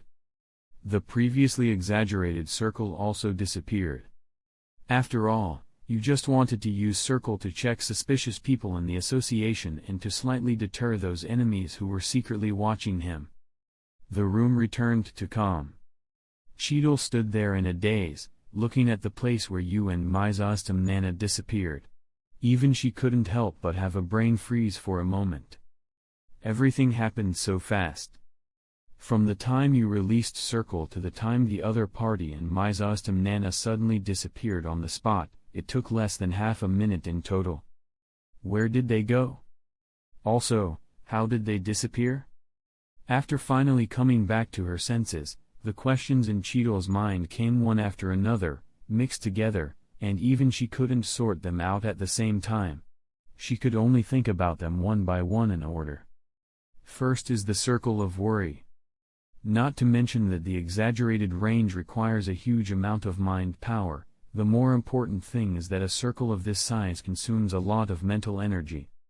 For example, Badabai among the 12 zodiac signs, Cheadle knew that it would not be difficult to expand the range of the circle to more than 200 meters with the opponent's mind energy. But the point is, the average human brain simply can't process that much information. Everyone has a corresponding bottleneck value. Once the upper limit is reached, even if the amount of thoughts is sufficient, it cannot be expanded further. Or in other words, if it is expanded further, it will easily lead to a sharp decline in the effect. It's totally not worth it. And since you was able to do it, it meant that he was a genius in this area and was also better than herself in the practice of mind. This can be judged simply by looking at the amount of thoughts. As for the next question, it's how the worry disappeared. Teleport? Teleport? Cheadle thought of many possibilities, and the only thing that could be confirmed at the moment was that Yu's ability allowed him to take others away with him. Although not sure if this ability has any limits. But even if it can only be launched once in a short period of time, when the enemy is unaware of it, a surprise attack can be launched to win the victory. Just one day passed. There are many fewer staff members within the association. As for the rest, they only knew that the missing employees were taken away by a handsome white-haired man and a strange man dressed in a cow costume, and never came back. Since many people in the association have seen you, they are all impressed by this young and handsome acting president. Therefore, it will not evolve into some strange urban legend. For example, the harder you work and the quieter you are, the more likely you are to be taken away by a weird uncle in a cow costume. In short, Cheadle only found out afterwards. After Yu and hmmmmmmmmmm disappeared, they were busy searching for all suspicious people in the association. Now, after the search, the two of them detained those guys on various charges. But at the same time, problems also followed. In the president's office, Yu sat opposite Cheadle and hmmmmmmmm, playing with the antenna that Cheadle had discovered earlier, and said calmly, "All those who reacted to my circle have been eliminated, but there may still be slippery fish, but even if there are, there won't be many. Only a few people at most." The dark circles under hmmmmmm's eyes were particularly obvious at this moment. He folded his hands and nodded to show his agreement. If you called him here today to carry out another high-intensity search, then hmmmmmm estimated that he would soon meet up with Beans in the ward. Fortunately, it is not. Cheadle glanced at her phone, then spoke to Yu. Right now, the families of the detained people are blocking the entrance of the building with reporters, and someone is spreading some rumors. Now, both inside and outside the association, people have a bad reputation for you as the acting president, and they are all waiting for you to give a reasonable explanation. It's obvious that Pariston did it, hmmmmmm sighed. That guy is best at this kind of thing. You said, those people originally had the support of Pariston, and they came here with the intention of causing trouble, so it doesn't matter whether I show up or not. Upon hearing this, Cheadle looked helpless. If you takes the initiative to show up at this time, without a reasonable explanation and strong evidence, he will only be put in a passive position, and it is very likely that the situation will further escalate and worsen. However, it is impossible to completely ignore something that will affect the association's reputation. Now that Beans is not here, it will be up to her to deal with these troublesome matters. Fortunately, Cheadle also has her own team and connections, and is not alone. In the past, it wouldn't be difficult to handle this kind of thing with a few phone calls, but this time the troublemakers have Pariston's support. It can't be easily resolved. She could only try her best to minimize the impact of the matter. Compared to these, I do have some clues about this antenna that I can tell you. As he spoke, Yu pinched it between his fingers and showed it to the two of them, then continued, this is the Nen ability of a member of the Phantom Troop. His name is Franklin, and he is a manipulator. And the guy who attacked Beans is most likely also a member of the Phantom Troop. The Phantom Troop? hmmmmmm asked in confusion, why would they sneak into the association's headquarters? There aren't any priceless treasures here. Because those guys have a grudge against me, and the grudge is quite strong. It's the kind of grudge that won't end until one of us dies. You said, although I don't know the specific purpose of their sneaking in here, I can confirm that they came from me, so I am largely responsible for the attack on Beans. I'll ask someone to draw their portraits based on my impressions later. I believe those guys haven't gotten far. Cheadle pondered, will they be connected to Pariston?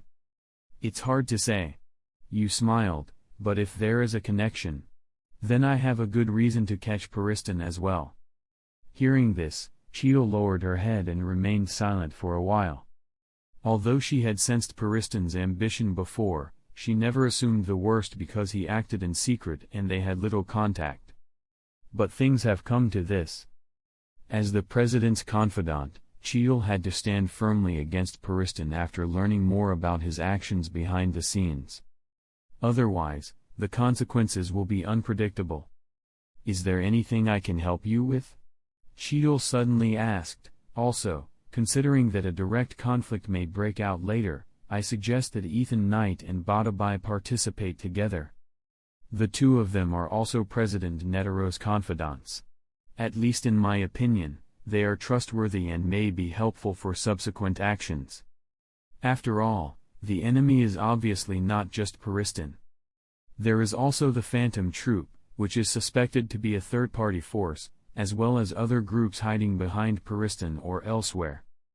Even if Yu's strength is comparable to that of the president, he would not be able to cope with it if there are too many enemies. After all, he and Mizaistam Nana are not specialized in combat, so the help they can provide will be very limited. In response, Yu shook his head and said, "Too many people will only affect my performance. With just the Phantom Troop and Puristan, I don't need to find help. Rather than combat personnel, I think what I need more are intelligence personnel, such as those who can help me find the special abilities of the Phantom Troop, or those who can pry out the information in the brains of those suspicious people. As long as these can be done properly, this incident can be declared over." That day, Krollo and others learned that the Hunter Association had issued a bounty for them. Several people were particularly confused about this.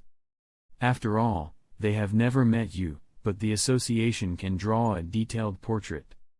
It can only be explained by telekinesis. And at the same time, Puristan was also secretly thinking about Yu's next plan. Now most of his people had been caught and placed in corresponding prisons. This situation is really disadvantageous to him. Although none of the ordinary staff had direct contact with him, if it drags on like this, all of Puristan's subsequent actions will only be more difficult to carry out. We have to find a way to get rid of you, the acting president. For example, creating some crises that are difficult for the other party to handle. Chapter 100. Puristan became the vice president. He was always busy dealing with leaders of various countries, especially powerful countries like V5 and the Khajan Empire. While Puristan established contact with them, he also sought more easy tasks for those assistants who could not find jobs. At the same time, it was equivalent to selling this group of low-level hunters to those countries as labor. But unfortunately, he can benefit from both sides through this method. Whether it is the assistant staff, V5, or the Khajan Empire, they all praised this young vice president who always had a smiling face. Simply pulling out those insignificant people from the association is obviously not enough. At most, it will make it difficult for him to carry out his next plan, but it will not affect his position as vice president. Even if you, as the acting president, wanted to directly remove Puristan from his position, he would need specific reasons. Now, after you and Mizaistam Nana have detained those suspicious persons on charges of espionage and other crimes, 3 days have passed. During this period, Puristan was working normally. At least under the surveillance of Mizaistam Nana, he did not behave in any unusual way. Everything was unnaturally quiet. There has been some progress in tracking down the Phantom Troop. It was noon that day. Yu was lying leisurely in a chair when he suddenly received a call from Cheadle. Someone claimed to have seen someone who looked like a member of the Phantom Troop in a cafe. Cheadle's voice came from the phone, and she asked, "What should we do next? Should we send someone to investigate first, or?" "No, I'll go myself." Yu replied, "Also, if anything happens in the association while I'm away, you can always contact me." "Do you need support?" "No need," Yu said calmly, his words very decisive. Hearing this, Cheadle didn't say anything more. "I see," Cheadle said, "I'll send you the address right away. Finally, stay safe." The phone was hung up. accompanied by a ding prompt. You received the location information sent by Cheadle. The location was a cafe more than 10 kilometers away. Although he considered that it might be a trap or a smoke bomb, he was still very confident. After simply confirming the direction, he stood up from the chair and teleported towards his destination. Yu's figure then disappeared in the office. At the same time, Krilo, who had already disguised himself, was now standing in the alley wearing a hat and sunglasses, leaning against the wall and making a phone call. Just yesterday. The wanted poster issued by the Hunter Association contains a general description of the appearance of the members of their brigade, as well as detailed characteristics. Although it is unknown how the association obtained the information, it is offering a high reward. It is estimated that these wanted posters will soon spread around the world. And by then, I believe in past actions. Organizations or individuals that have grudges against their Phantom Brigade will then pursue them one after another like bees smelling sugar. Therefore, Krilo immediately arranged for Shanark and Nobunaga to notify Maki, Franklin, Paikunoda, and others who were traveling outside to disguise their appearance and pay more attention to the enemies hidden around them. Not long ago, when Nobunaga and Shanark were out, they were recognized by several hunters without knowing it and without hiding their appearance. That's why now, Krilo was forced to temporarily separate from the two of them. With the strength of Shanark and Nobunaga, it shouldn't be difficult to shake off those guys. Krilo walked out of the alley.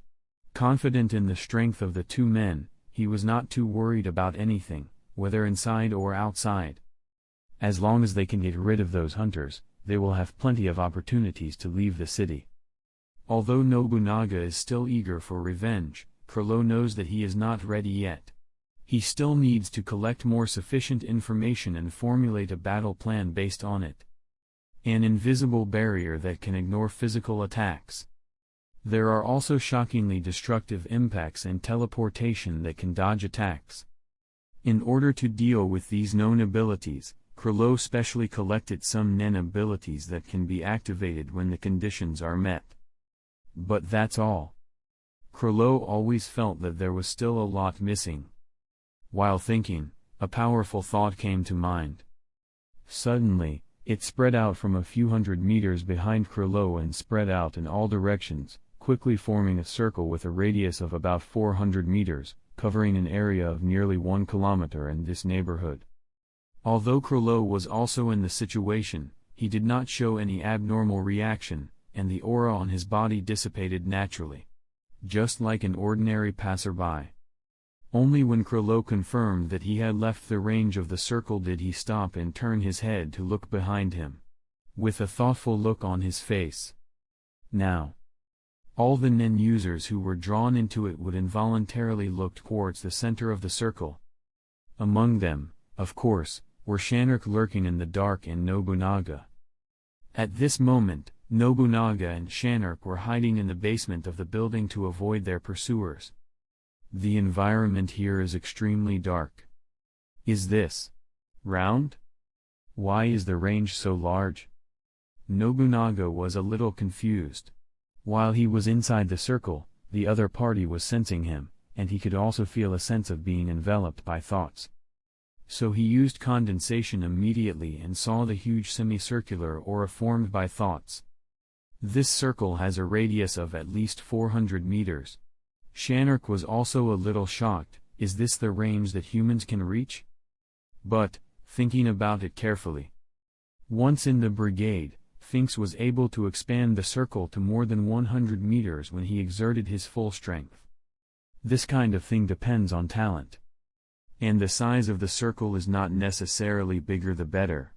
Just like Nobunaga's circle, although it is only a few meters in range, it can precisely sense every inch within the range. But looking at Finks, even though it has an impressive range, it actually does not have a brain that can match it. It is simply unable to process such a huge amount of information and is completely useless in tracking the enemy on a daily basis. However, a circle with a radius of 400 meters. At least it shows that his telekinesis is higher than that of Finks. he must be a very powerful guy. Who is it? While Shanruk was thinking, he heard hurried footsteps coming from the darkness. Nobunaga followed suit and placed his hand on the hilt of the sword at his waist, and he quietly released his own circle. The radius is only 5 meters. But it happened to be within the range that he could attack. The next moment, Nobunaga, who was hiding at the corner, swung his sword and chopped off the heads of several stalkers the moment the targets walked into his circle. 3 bodies fell to the ground. It was this move that enabled you, who was several hundred meters away, to confirm the location of the two. However, there are no less than 10 nen users hiding near Shanruk and Nobunaga. There are more people than I thought. Chapter 101. In the dark basement. The sound of the corpse falling was extremely dull, and the smell of blood filled the air. After killing 5 people in succession, Shanruk and Nobunaga could still hear the sound of dense footsteps coming from nearby, and before they could react, they were discovered by several trackers who arrived. Found them. With a loud shout, flames suddenly appeared in the narrow, dark corridor, and deafening gunshots echoed. Dash. The bullets wrapped in flames were accurately cut off by Nobunaga's sword, and crisp metal collision sounds rang out. The next moment, Nobunaga and Shanruk set off at the same time. The leader was hit in the forehead by the antenna, and the throats of several people around him were cut by flashes of silver light, their heads falling off. These guys are really weak. I don't know who gave them the courage to follow us. Nobunaga put away his sword and sighed softly. He was about to take out his cell phone to call the leader, but before he could react, several more gunshots rang out behind him. Fortunately, Shanruk reached out and pulled him. The bullet passed along Nobunaga's side, and the puppet with an antenna on its forehead also fought back with a gun under Shanruk's control. After a burst of fierce gunfire, both sides fell silent. Shanruk retrieved the antenna from the puppet that had been hit by dozens of bullets, then reminded Nobunaga behind him. Don't be so careless next time. Although those bullets shouldn't hurt you, they'll hurt anyway. Stop talking nonsense. Even if you didn't pull me just now, I could have dodged it myself. Nobunaga replied stubbornly. This time he finally dialed the group leader's number without further interruption. What's the situation? Came Krillow's voice. The enemy's strength isn't that great, and we've basically dealt with them. Shanruk and I will soon. As Nobunaga spoke, he and Shanruk suddenly heard the sound of clear, measured footsteps.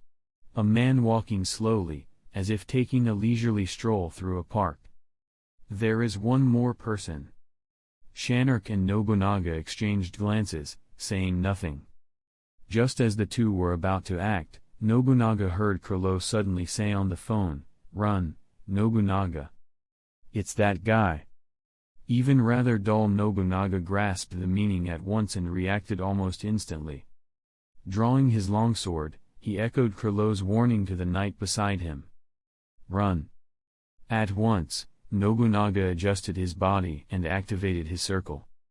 The next moment, a white-haired man with his hands in his pockets emerged from the shadows, and walked right into Nobunaga's circle. A slash faster than the speed of sound followed.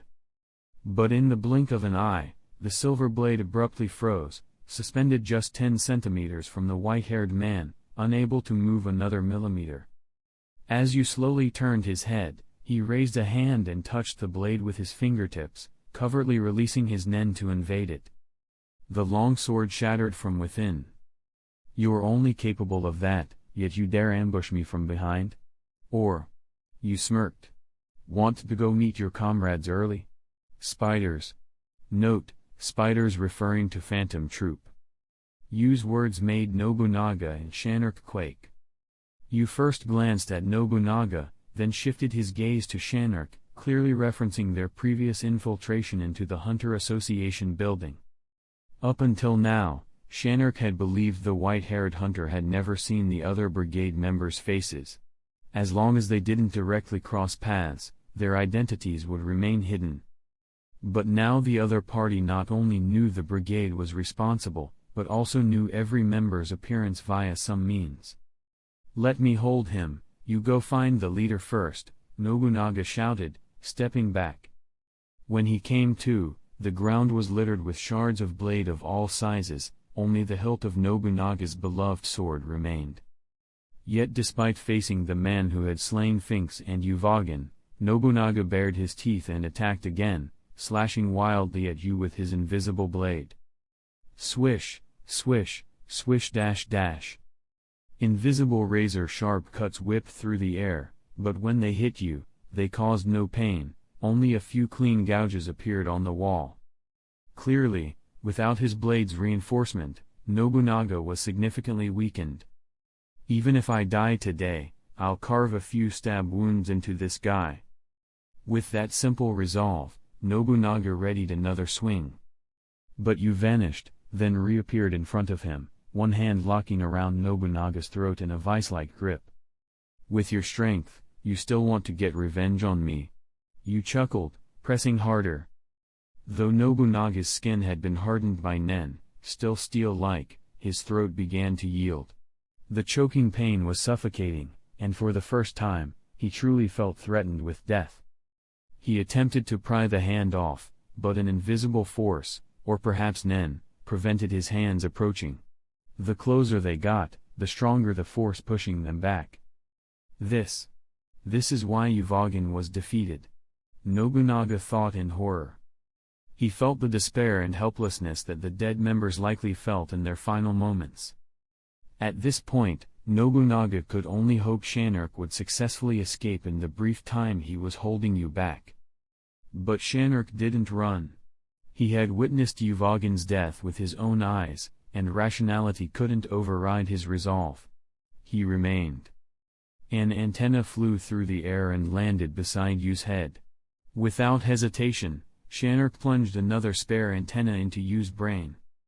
As the operator in Shanruk's body activated, a mechanical voice echoed. "Automatic mode activated. On." Nobunaga felt a massive aura, tinged with golden light, erupt from a few meters behind him. The entire ground trembled. At this, Yu sneered.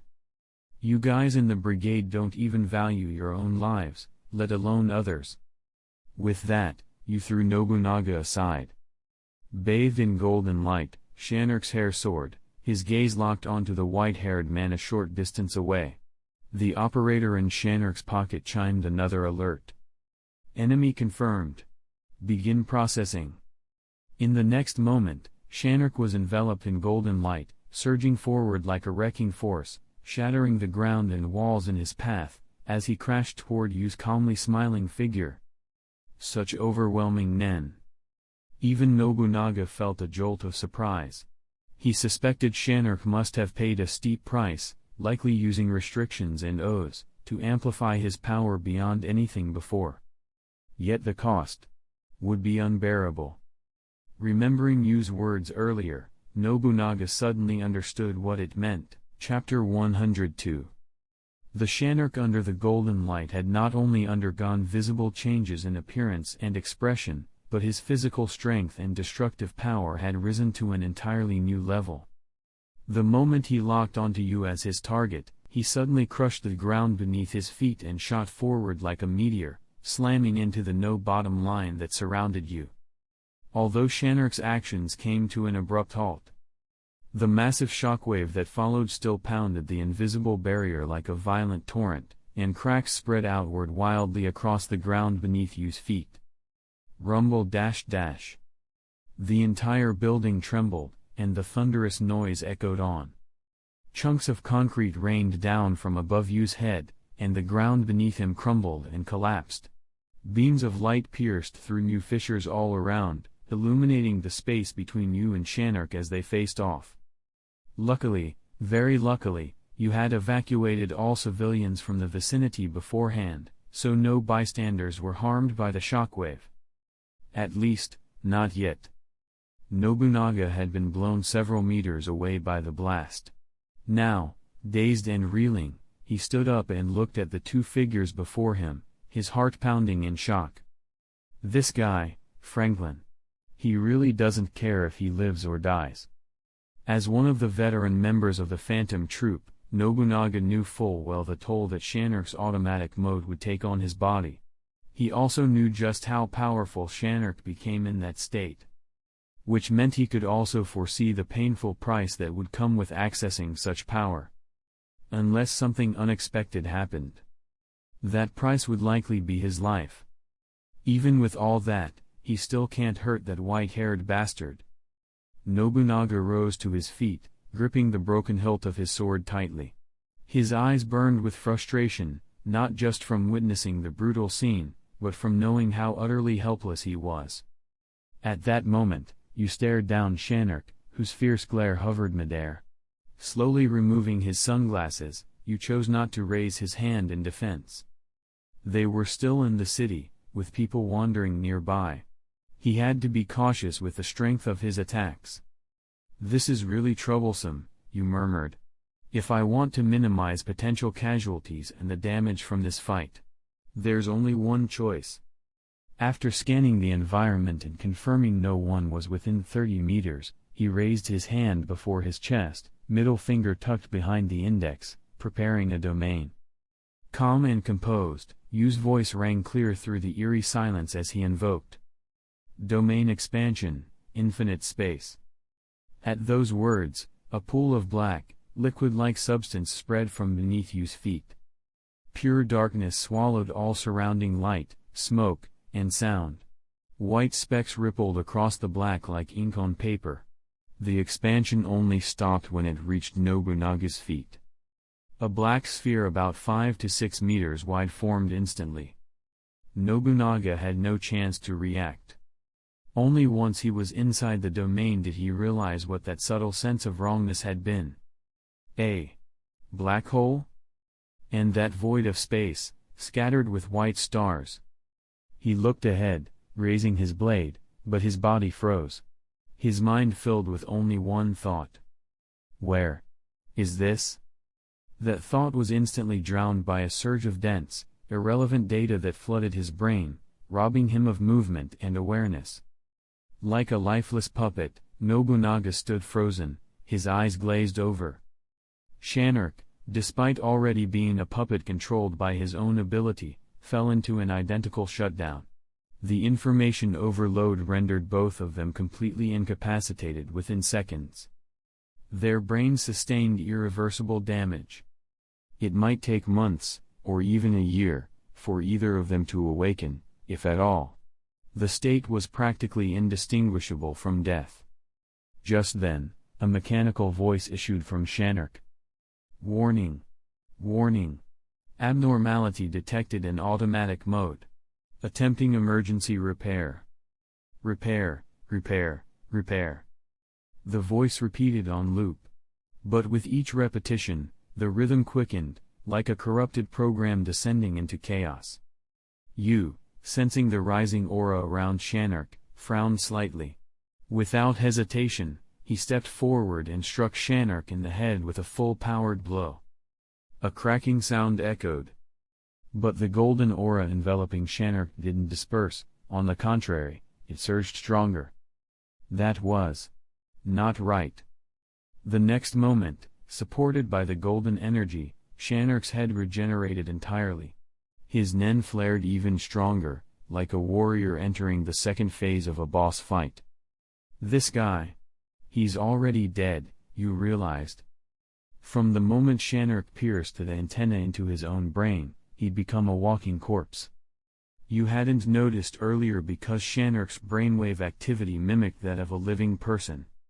You considered summoning a Nen beast to erase Shanruk's power. But the sheer magnitude of his Nen would overwhelm Yu's ability to cleanse. In the end, he chose to retract the domain. As the pitch-black space receded like a tide, the broken Nobunaga collapsed first, his eyes vacant.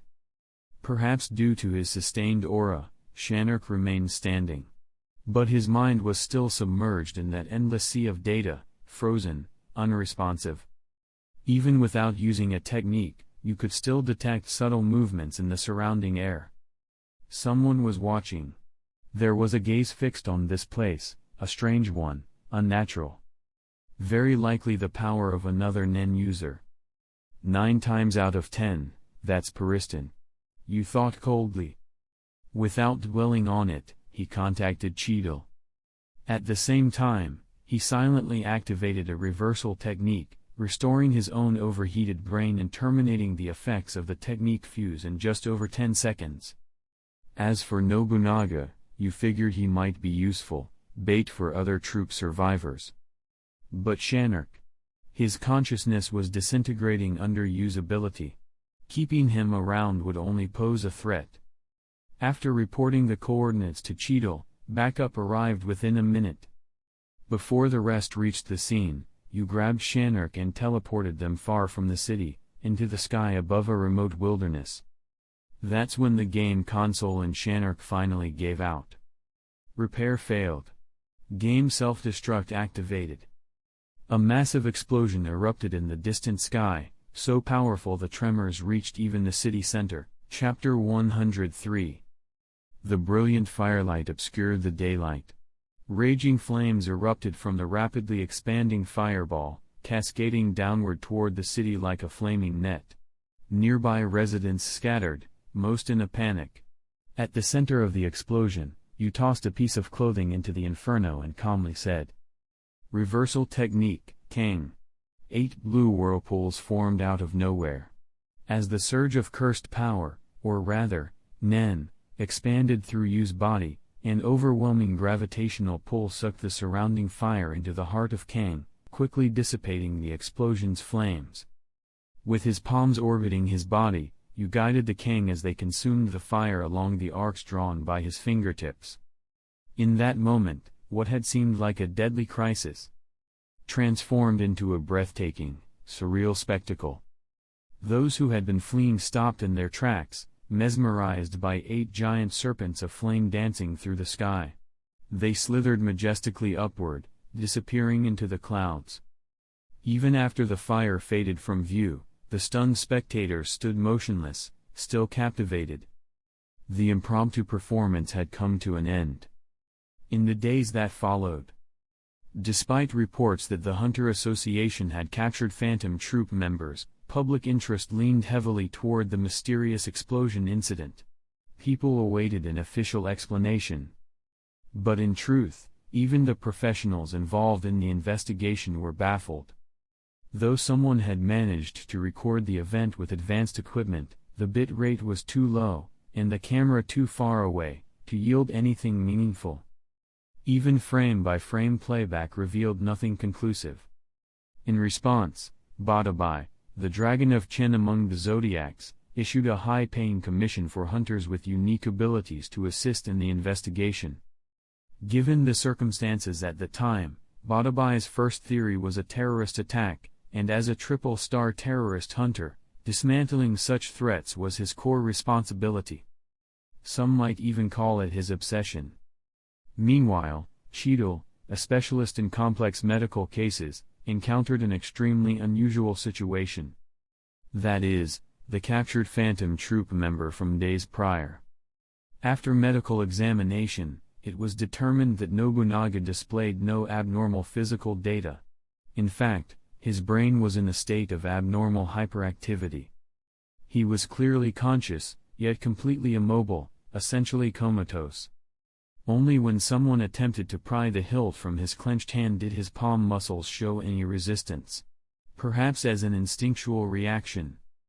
How the hell did that guy do this? Puzzled, Cheadle decided to speak with you directly. After all, communicating with the key person involved would yield more answers than any test results. Now. Hunter Association Headquarters, the President's Office. You lounged lazily in the chairman's seat, flipping through paperwork as usual.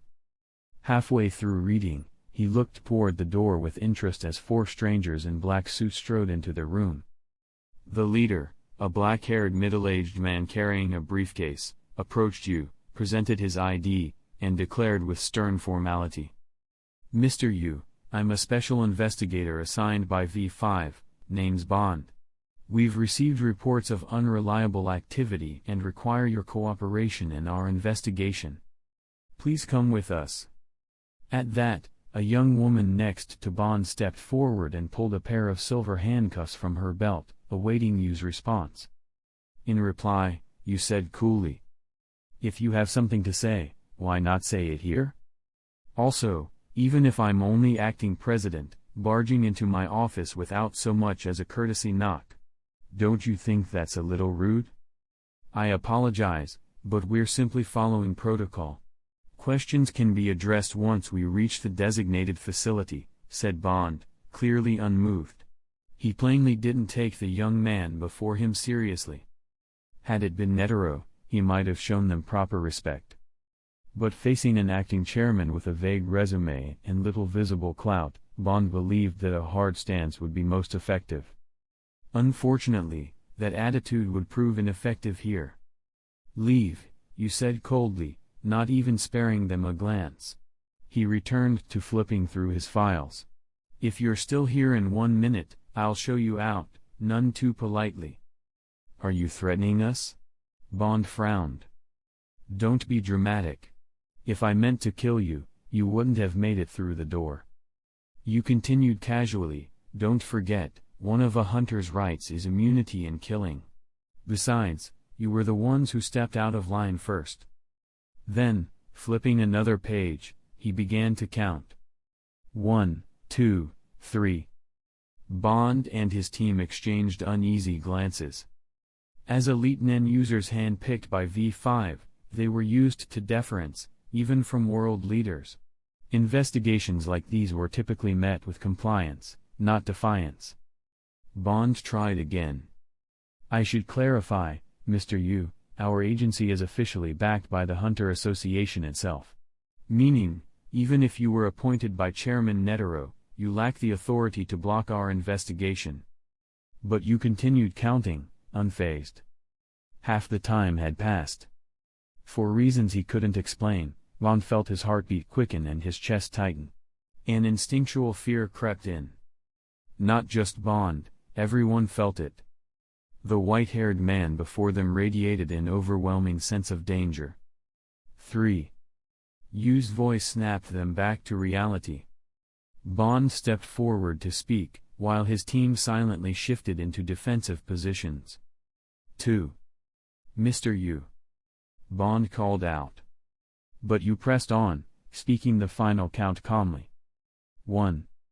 The moment the word left his lips, a powerful wave of NEN burst forth from Yu, laden with intense killing intent. Even battle-hardened veterans like Bond stumbled back. "I warned you." Yu raised his gaze, icy blue eyes narrowed. He lifted his index finger and pointed straight ahead. "Leave within 1 second." At that moment, air surged from his fingertip. Red light condensed into a sphere, twisting the air around it with tremendous power. Reversal technique, he. Sensing the incoming blast, Bond and his long tense crew reacted swiftly. One of them immediately crouched and pressed a palm to the ground. The solid tile liquefied instantly. Bond and his group vanished into the pool below them, barely escaping the blast. Boom dash dash. The explosion shook the entire building. Even on the surrounding floors, the vibrations were unmistakable. Outside the blast zone, Bond and his team looked up, faces heavy with disbelief. Especially Bond. He had never expected the acting chairman to attack them outright, here in the heart of the association. Chapter 104. As the leader, Bond had access to more intel than the rest. He had known from the start that this young acting chairman was highly capable, and also humble and low profile. There had never been any reason to fear for their safety during the mission. But now, feeling the entire building shaking above, Bond was at a loss. What the hell? Was the intelligence false? Bond didn't have time to dwell on it. He pulled out his communicator and contacted his teammate stationed outside. "Rosie, tell me, what do you see from down there?" "There's a massive hole in the roof of the Hunter Association headquarters. It was blown open in an instant by a surge of energy, looks like an emission-type NEN user." Rosie then asked, "Any injuries?" No, no injuries, Bond said. But we were attacked by the acting chairman. His attitude is far more aggressive than expected, and his power is not something we can handle easily. I'm afraid we won't be able to complete this mission alone. What now? Rosie asked. After a brief pause, Bond ordered, "Contact Badabai immediately. We need backup, urgently." Understood. Inside the chairman's office, you looked up at the massive hole left by he, then teleported to the roof of the building, peering down at a dozen black-suited agents gathered near a black vehicle. Though he knew they were just pawns, blindly following orders without understanding the full picture, you couldn't help but feel irritated at being targeted by people so confident in their backing. Annoying. He muttered, then used Kang to effortlessly crush a few hovering drones. At the same time, the joystick held by one man on the ground turned into mist and vanished. Clearly, those drones were part of his Nen ability. Enemy attack. No, it's him. The agent whose ability had just been destroyed yelled, referencing the earlier drone footage. Only now did they realize the white-haired man had appeared on the rooftop. Everyone looked up. They all recognized him as the mission's target. That guy. When did he get up there? Rosie, the team's second-in-command, was momentarily stunned.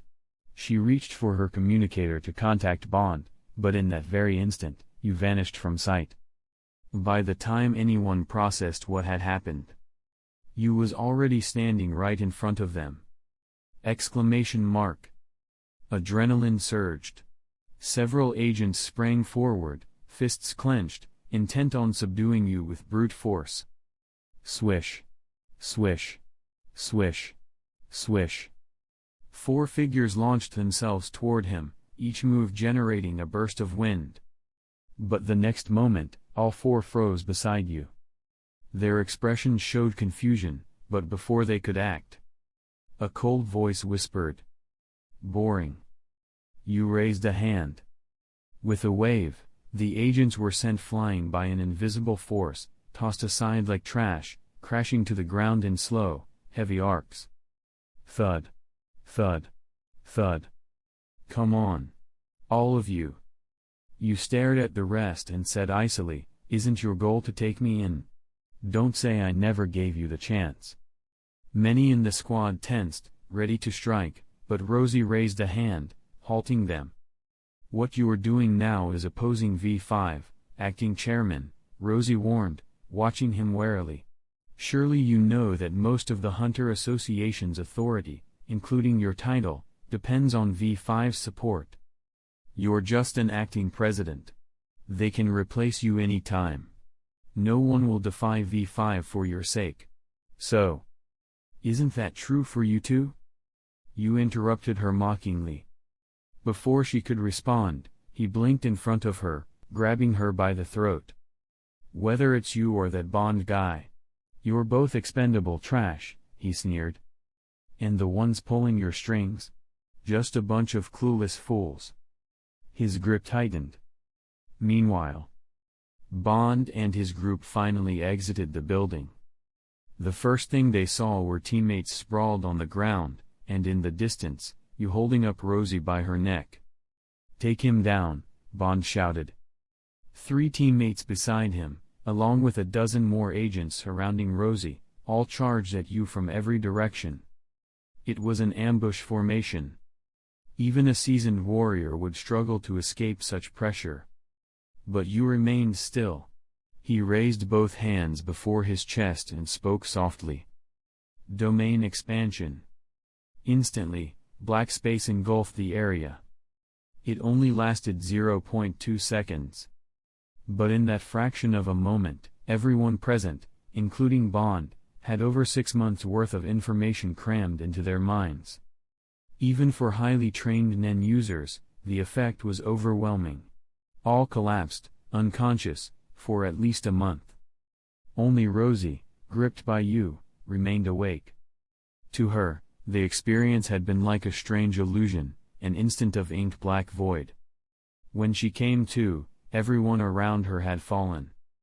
She didn't know if they were dead or alive. "What did you just do?" Rosie, gasping for breath, managed to ask. "Who knows?" You smiled. Then he casually tossed her to the ground, and with the same technique, sent her into a dreamlike coma. Of course, the second activation of the domain meant everyone else got hit with a second wave, so their unconsciousness would last longer than hers. At last, it was quiet again. After handling the pack of clowns, you knew he had fully antagonized V5. And the one likely orchestrating this was none other than Periston.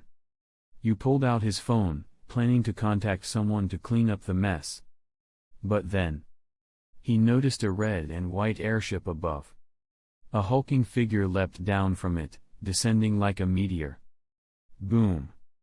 A massive crater formed before the Hunter Association building. The earth shook. The newcomer? None other than Bada, the Dragon of the 12 Zodiacs, Chapter 105. The air was thick with smoke and dust.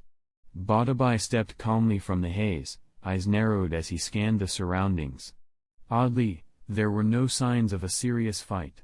His expression turned to one of confusion. After all, it had been barely 10 minutes since he'd received the call. And in such a short time, you had managed to take down everyone present without sustaining a scratch. His strength was beyond evident. But thankfully, Bada noted that the fallen agents all still had stable auras. None had sustained fatal injuries. No one had been killed. What he didn't understand was why they were all unconscious. Even the shock from his landing hadn't woken them.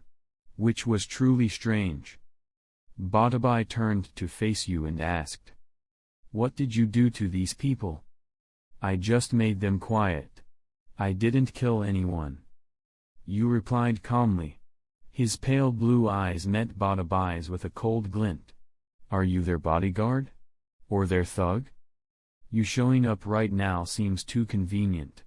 I'm guessing you're not here to help me. I've entered a cooperative agreement with them.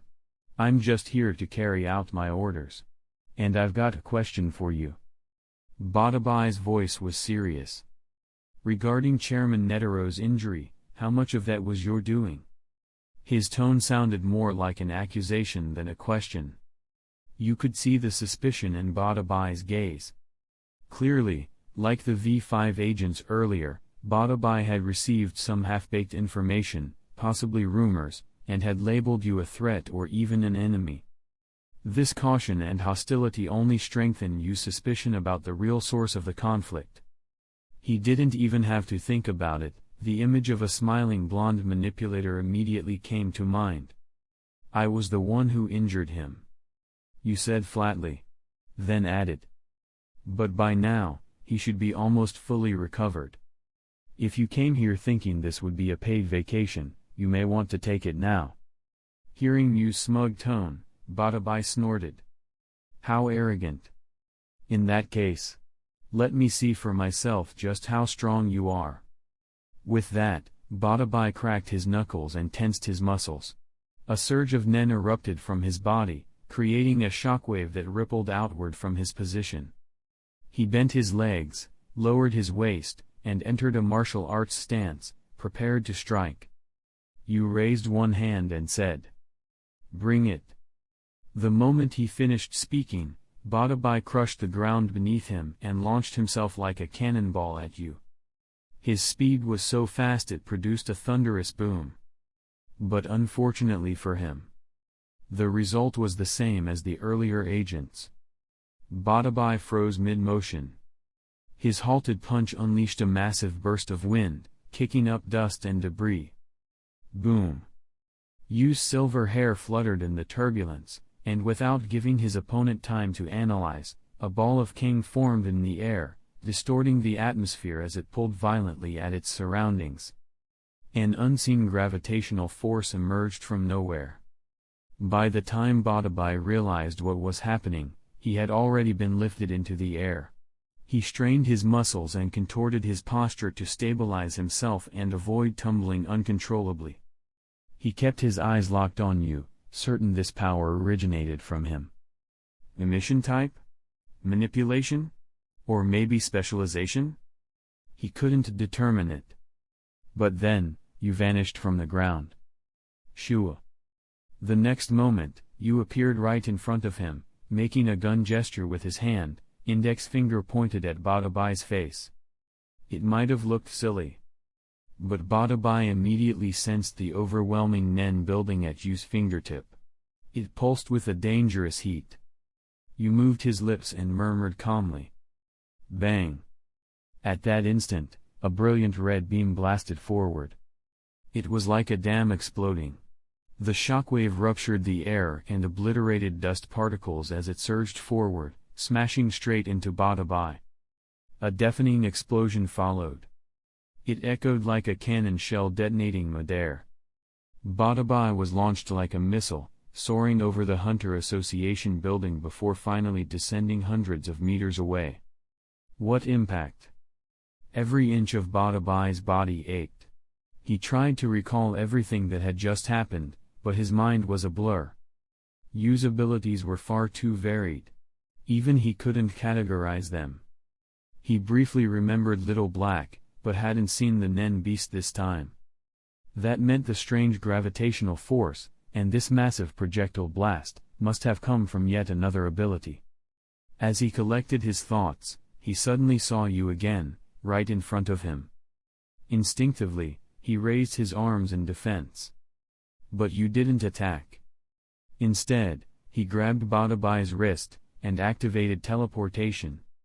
The next moment, everything blurred.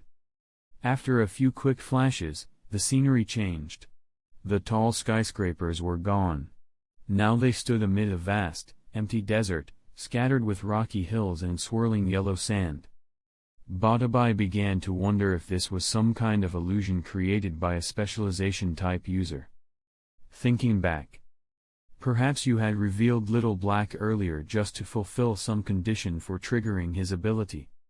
In Nen battles, setting up psychological misdirection was critical. Illusions, decoys, and misinformation often dictated the outcome of a fight. Victory could be decided in an instant. With this in mind, Badabai stepped back from Yu, then raised his Nen-charged palm and slapped himself across the face. Bang! The pain was excruciating. His head spun, but no further illusions appeared. Meanwhile, Yu, observing from a distance, watched with confusion and muttered, "What is this guy doing?" Elsewhere, Cheadle, who had arrived late, was now organizing medics and staff to tend to the unconscious V5 agents strewn at the association's entrance. Only after stabilizing them did she dispatch teams to track Yu and Badabai. But as time passed, there was still no sign of either of them. It seemed the two had left the city entirely. Chapter 106. As one of the few hunters in the world who has reached the pinnacle. Like Netero, Badabai White is a reinforcement type, and both are pure fighters, but this does not mean that his brain is pathetically weak. On the contrary, Badabai is in fact a quick-thinking and meticulous military strategist and political scientist. It's just that for him, if you compare brain with body, the former isn't that outstanding. After all, Badabai White is known by the outside world as the hunter who is closest to President Netero in terms of both strength and reputation. There is absolutely no doubt about the strength. At least before today, Badabai had absolute confidence in his own strength. But after witnessing Yu's abilities, he realized he must not hold back. Badabai mobilized the Nen around his body, as if he was encased in a white cotton ball, and lowered his stance again to take a starting position. The only difference this time was, after adopting the stance, he began to wave his hands, slowly drawing a Tai Chi-like pattern in front of him. Badabai repeated the cycle several times, the Nen gathering in his palms becoming increasingly condensed. Originally just wisps that might dissipate, they now became fluid, like two big fish formed of Nen. At this moment, Badabai White's Nen technique was officially revealed. Liang Yi Pan Tian. Badabai let out a low roar, rushed forward several meters, and appeared before you, suddenly thrusting out his palm wrapped in the white nimball. The air exploded inch by inch. Accompanied by a deafening bang, the impact from Badabai's palm instantly raised dust, enveloping you's entire body. Bang! He used that moment to swing out his second palm. The dust was blown away by a sudden gust, and Badabai saw a gully appear on the ground. Only the spot where you stood remained unscathed. But there was no sign of you. Just then, a voice of calm concern came from behind Badabai. "Are you looking for me?" You appeared in front of Badabai, his body twisting gracefully, hand raised at exactly the right moment to channel Nen and condense Nen script in his palm. A crimson murderous light flickered at close range. A massive force poured onto Badabai White's body. Boom! Although the reaction time was only a blink. But the seasoned Badabai, relying on instincts honed over years, immediately swung his hands, driving the two Nen fish in front of him to resist the torrent. He also planted both feet into the ground, relying on his powerful body and masterful skill to resist the invisible onslaught, drifting back tens of meters without toppling. He continued waving his hands to absorb the remainder of the impact. Afterwards, the two Nen fish even grew slightly in size. But Badabai himself was somewhat battered, his clothes torn in places. It was clear that his Nen output was insufficient to fully repel such a large-scale attack. Yet in Yu's eyes, this level of defense was already very commendable. Using martial arts principles to dissipate an opponent's attack and actually strengthen yourself through that process. An intriguing ability. You observed that Badabai's Nen technique was somewhat similar to Netaro's 100-style Guanyin. Both integrate Nen into martial arts, functioning offensively and defensively. Compared to Netaro's ability, Badabai's is more comprehensible in principle, integrating flow into movements akin to Tai Chi, seemingly capable of dissolving and absorbing part of the attack to enhance his Nen. While reflecting, you saw Badabai dig his feet into the ground and rush at him again with the two Nen fish in hand. Just seconds later, Badabai arrived beside you, sweeping his palm to gather airflow, merging the two Nen fish into one powerful orb as he struck. The whistling wind followed. From half a meter away, the Nen ball in Badabai's white palm struck you first, unleashing tremendous force. It hit like a missile, instantly leveling dozens of meters of terrain, including engulfing Badabai himself. The chaos quickly subsided. A massive circular crater lay where the blast struck. You, standing in the center, remained completely unharmed. Badabai, perched on the crater's edge, stared in shock, then couldn't help but exclaim. "How could that be?" You responded with a calm smile. "But the fact is, the gap between your strength and mine is an unbridgeable chasm." Badabai bristled, snorted coldly, and advanced, swinging his palm again at lightning speed, but it struck only air. When he glanced back, he found you hovering in the sky, looking down at him. A brief silence followed. Badabai finally broke it. "Who are you? What's your purpose in joining the association? It's impossible for someone like you to have left no trace in the past 10 years. You replied with a smile. "Why don't you ask Paristan that question? His ambition far surpasses mine. As long as President Netero and the other 12 branch heads stand, Paristan alone cannot make waves." Badabai said, tone laced with anger. "On the contrary, you, a dangerous man of unknown origin, let alone Paristan, even if all the terrorists in the world banded together, I don't think they'd be as threatening as you." You chuckled softly. "Hey, really, you don't think it'll cause big waves?" He shook his head. He realized Badabai's admiration and trust for Netero had reached an indescribable level, so much so that his judgment had dulled. Indeed, under Netero's leadership, the Hunter Association had remained safe for decades. No wonder. Yet now, Achieving real power would be nearly impossible for Periston going forward, so he truly can't make serious trouble again. But now, having reached this point, as the biggest contributor, he still must be neutralized. No matter who he is, that's unacceptable. Send a message to Netero for me. You looked at Badabai, voice suddenly crisp. I quit. Chapter 107. Badabai couldn't help but frown. He didn't understand what you was thinking at that moment. He opened his mouth, about to speak, when you continued his previous thought. However, the premise for delivering this message is that you can survive. As soon as those words left his mouth, Badabai felt a vague sense of murderous intent in Yu's eyes. He immediately took it seriously, channeling Nen through his body and gesturing. Let's try it.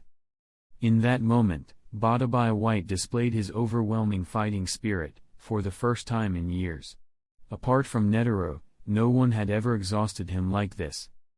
Badabai looked at Yu intently and gestured toward himself. They were prepared for another strike, one of the kind they had faced earlier. But perhaps out of top-tier hunter instinct, Badabai felt a tremendous sense of danger rise in his heart. Maybe it was worry, but his expression turned cold, and the aura he gave off was unlike anything from before. Even more noticeable, Badabai's stance had subtly shifted. Previously, whenever you released that type of devastating blast, he had mimed a pistol gesture. But this time, he raised only his index finger. Hypocrisy. You murmured under his breath. As positive and negative Nen surged in his body, came and he blended at his fingertip. The dazzling violet light became sharper and more condensed. A sphere of light the size of an eyeball rapidly took shape. You snapped his fingers and aimed the attack at Badabai below. Badabai waved his arms reflexively, but when he saw Yu's lips move slightly, a chill ran up his spine, prompting him to make the most rational choice. Z. The moment the word left his lips, Yu fired the orb from his fingertip with a sharp snap. A purple meteor streaked through the sky. As it traveled, the Z, initially the size of a fingertip, expanded dramatically, swallowing dust and even oxygen in its wake. Boom! In an instant, the purple beam passed near Badabai and slammed into the deep pit below, gouging out a pitch-black scar several meters wide on the crater's surface. It was as dark as ink, and seemingly bottomless. Tick-tock. Tick-tock. Badabai held back a choking gasp and coughed blood, collapsing to one knee. Only then did he realize. His arm was gone, blood gushing from his shoulder. Strangely, the pain came second. But the pain itself wasn't the issue. The real question was, what was that technique? Even though Badabai had been fully prepared, he couldn't avoid it. He didn't even register the exact moment he was hit. He coughed again, clenching his shoulder muscles to halt the bleeding, and stood back up. Turning around, he saw the dark hole gouged into the ground beneath his feet. Clearly, this was the aftermath of Yu's attack that had taken his arm. But the gap in the crater was much wider than the path it took past him, at least 5 to 6 meters across. Swish! Yu suddenly teleported into the air nearby. He pulled the association's special communicator from his pocket and casually tossed it at Badabai's feet from several meters away. Whether you live or die from now on has nothing to do with me. Yu said coolly. Also, tell those fools from Periston and V5 not to bother me again. Otherwise. Yu's tone darkened. He stopped speaking mid-sentence, choosing to show the consequences rather than explain them. He twisted midair, raised his hand, and swept his palm backward. Purple light gathered in Yu's palm. As cursed Nen surged wildly in his body, the sphere expanded to half a meter across, devouring all around it. The air itself trembled violently. Shh! Badabai's eyes widened as he focused Nen into his vision. He could clearly see the air in front of Yu's palm begin to warp. Hypostyle, Z. Yu recited silently, and violet light exploded from his palm. Next moment. The earth quaked. The sky howled. Badabai's face turned pale. He stared, stunned, as the ground cracked open before him, a massive black rift emerging from nowhere in the crater. It looked as if an invisible giant beast, tens of meters in size, had taken a sudden bite out of the earth and was dragging its jaws forward. Boom! The explosion was like an earthquake, rumbling through distant mountains and startling flocks of birds and beasts from kilometers away. From Badabai's perspective, the invisible beast kept growing. At first, it only tore a gap a few dozen meters wide. But in mere seconds, it had ballooned to span dozens of meters more. After several dozen seconds, the shock finally ceased. What remained on the ground was a massive fan-shaped gash nearly a kilometer long. Sand poured from the ravine's edge into the black void, like a crack in the world itself. Even peering into it revealed nothing but pitch darkness. Everything in front of him, gone. Utterly gone. Badabai's face turned ashen, and he gasped in awe. Compared to this colossal scar, even a top hunter like Badabai couldn't help but feel utterly insignificant. Not even stars falling from the heavens or titanic beasts from the ocean could evoke such dread. At that moment, Badabai felt his very understanding of the world fracture. And when he came to his senses, the one responsible for it all was gone. Only the abyssal chasm on the ground, a natural rift, remained to prove that what Badabai had seen wasn't a dream. Though Badabai was already old. In the span of mere minutes, he seemed to age even more. His haggard, fearful expression and the suffocating pressure on his chest would not fade easily. No one knew how much time passed. His mood eventually steadied. He stood in a daze for several more minutes before remembering to pick up the communicator. Badabai hesitated, mind in disarray.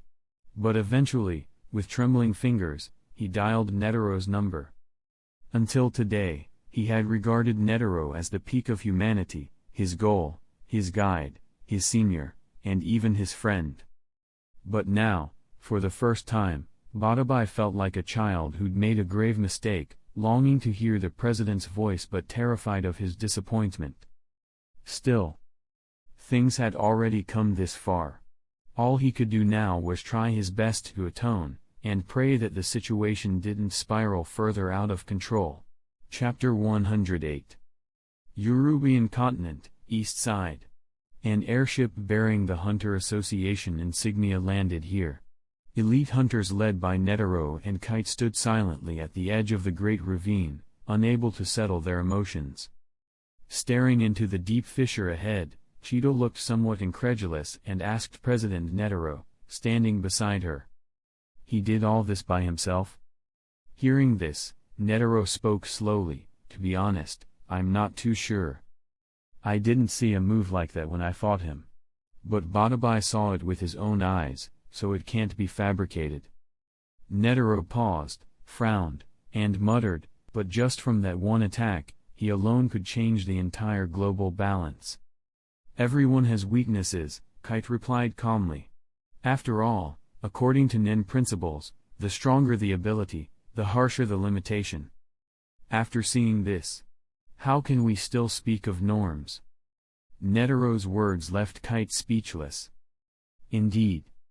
This overwhelming spectacle. It defied all conventional explanation. Such a ravine, about 1 kilometer long, did not seem like something a single human being could have created. In the quiet that followed, Netero gazed long at the rift ahead, expression dazed.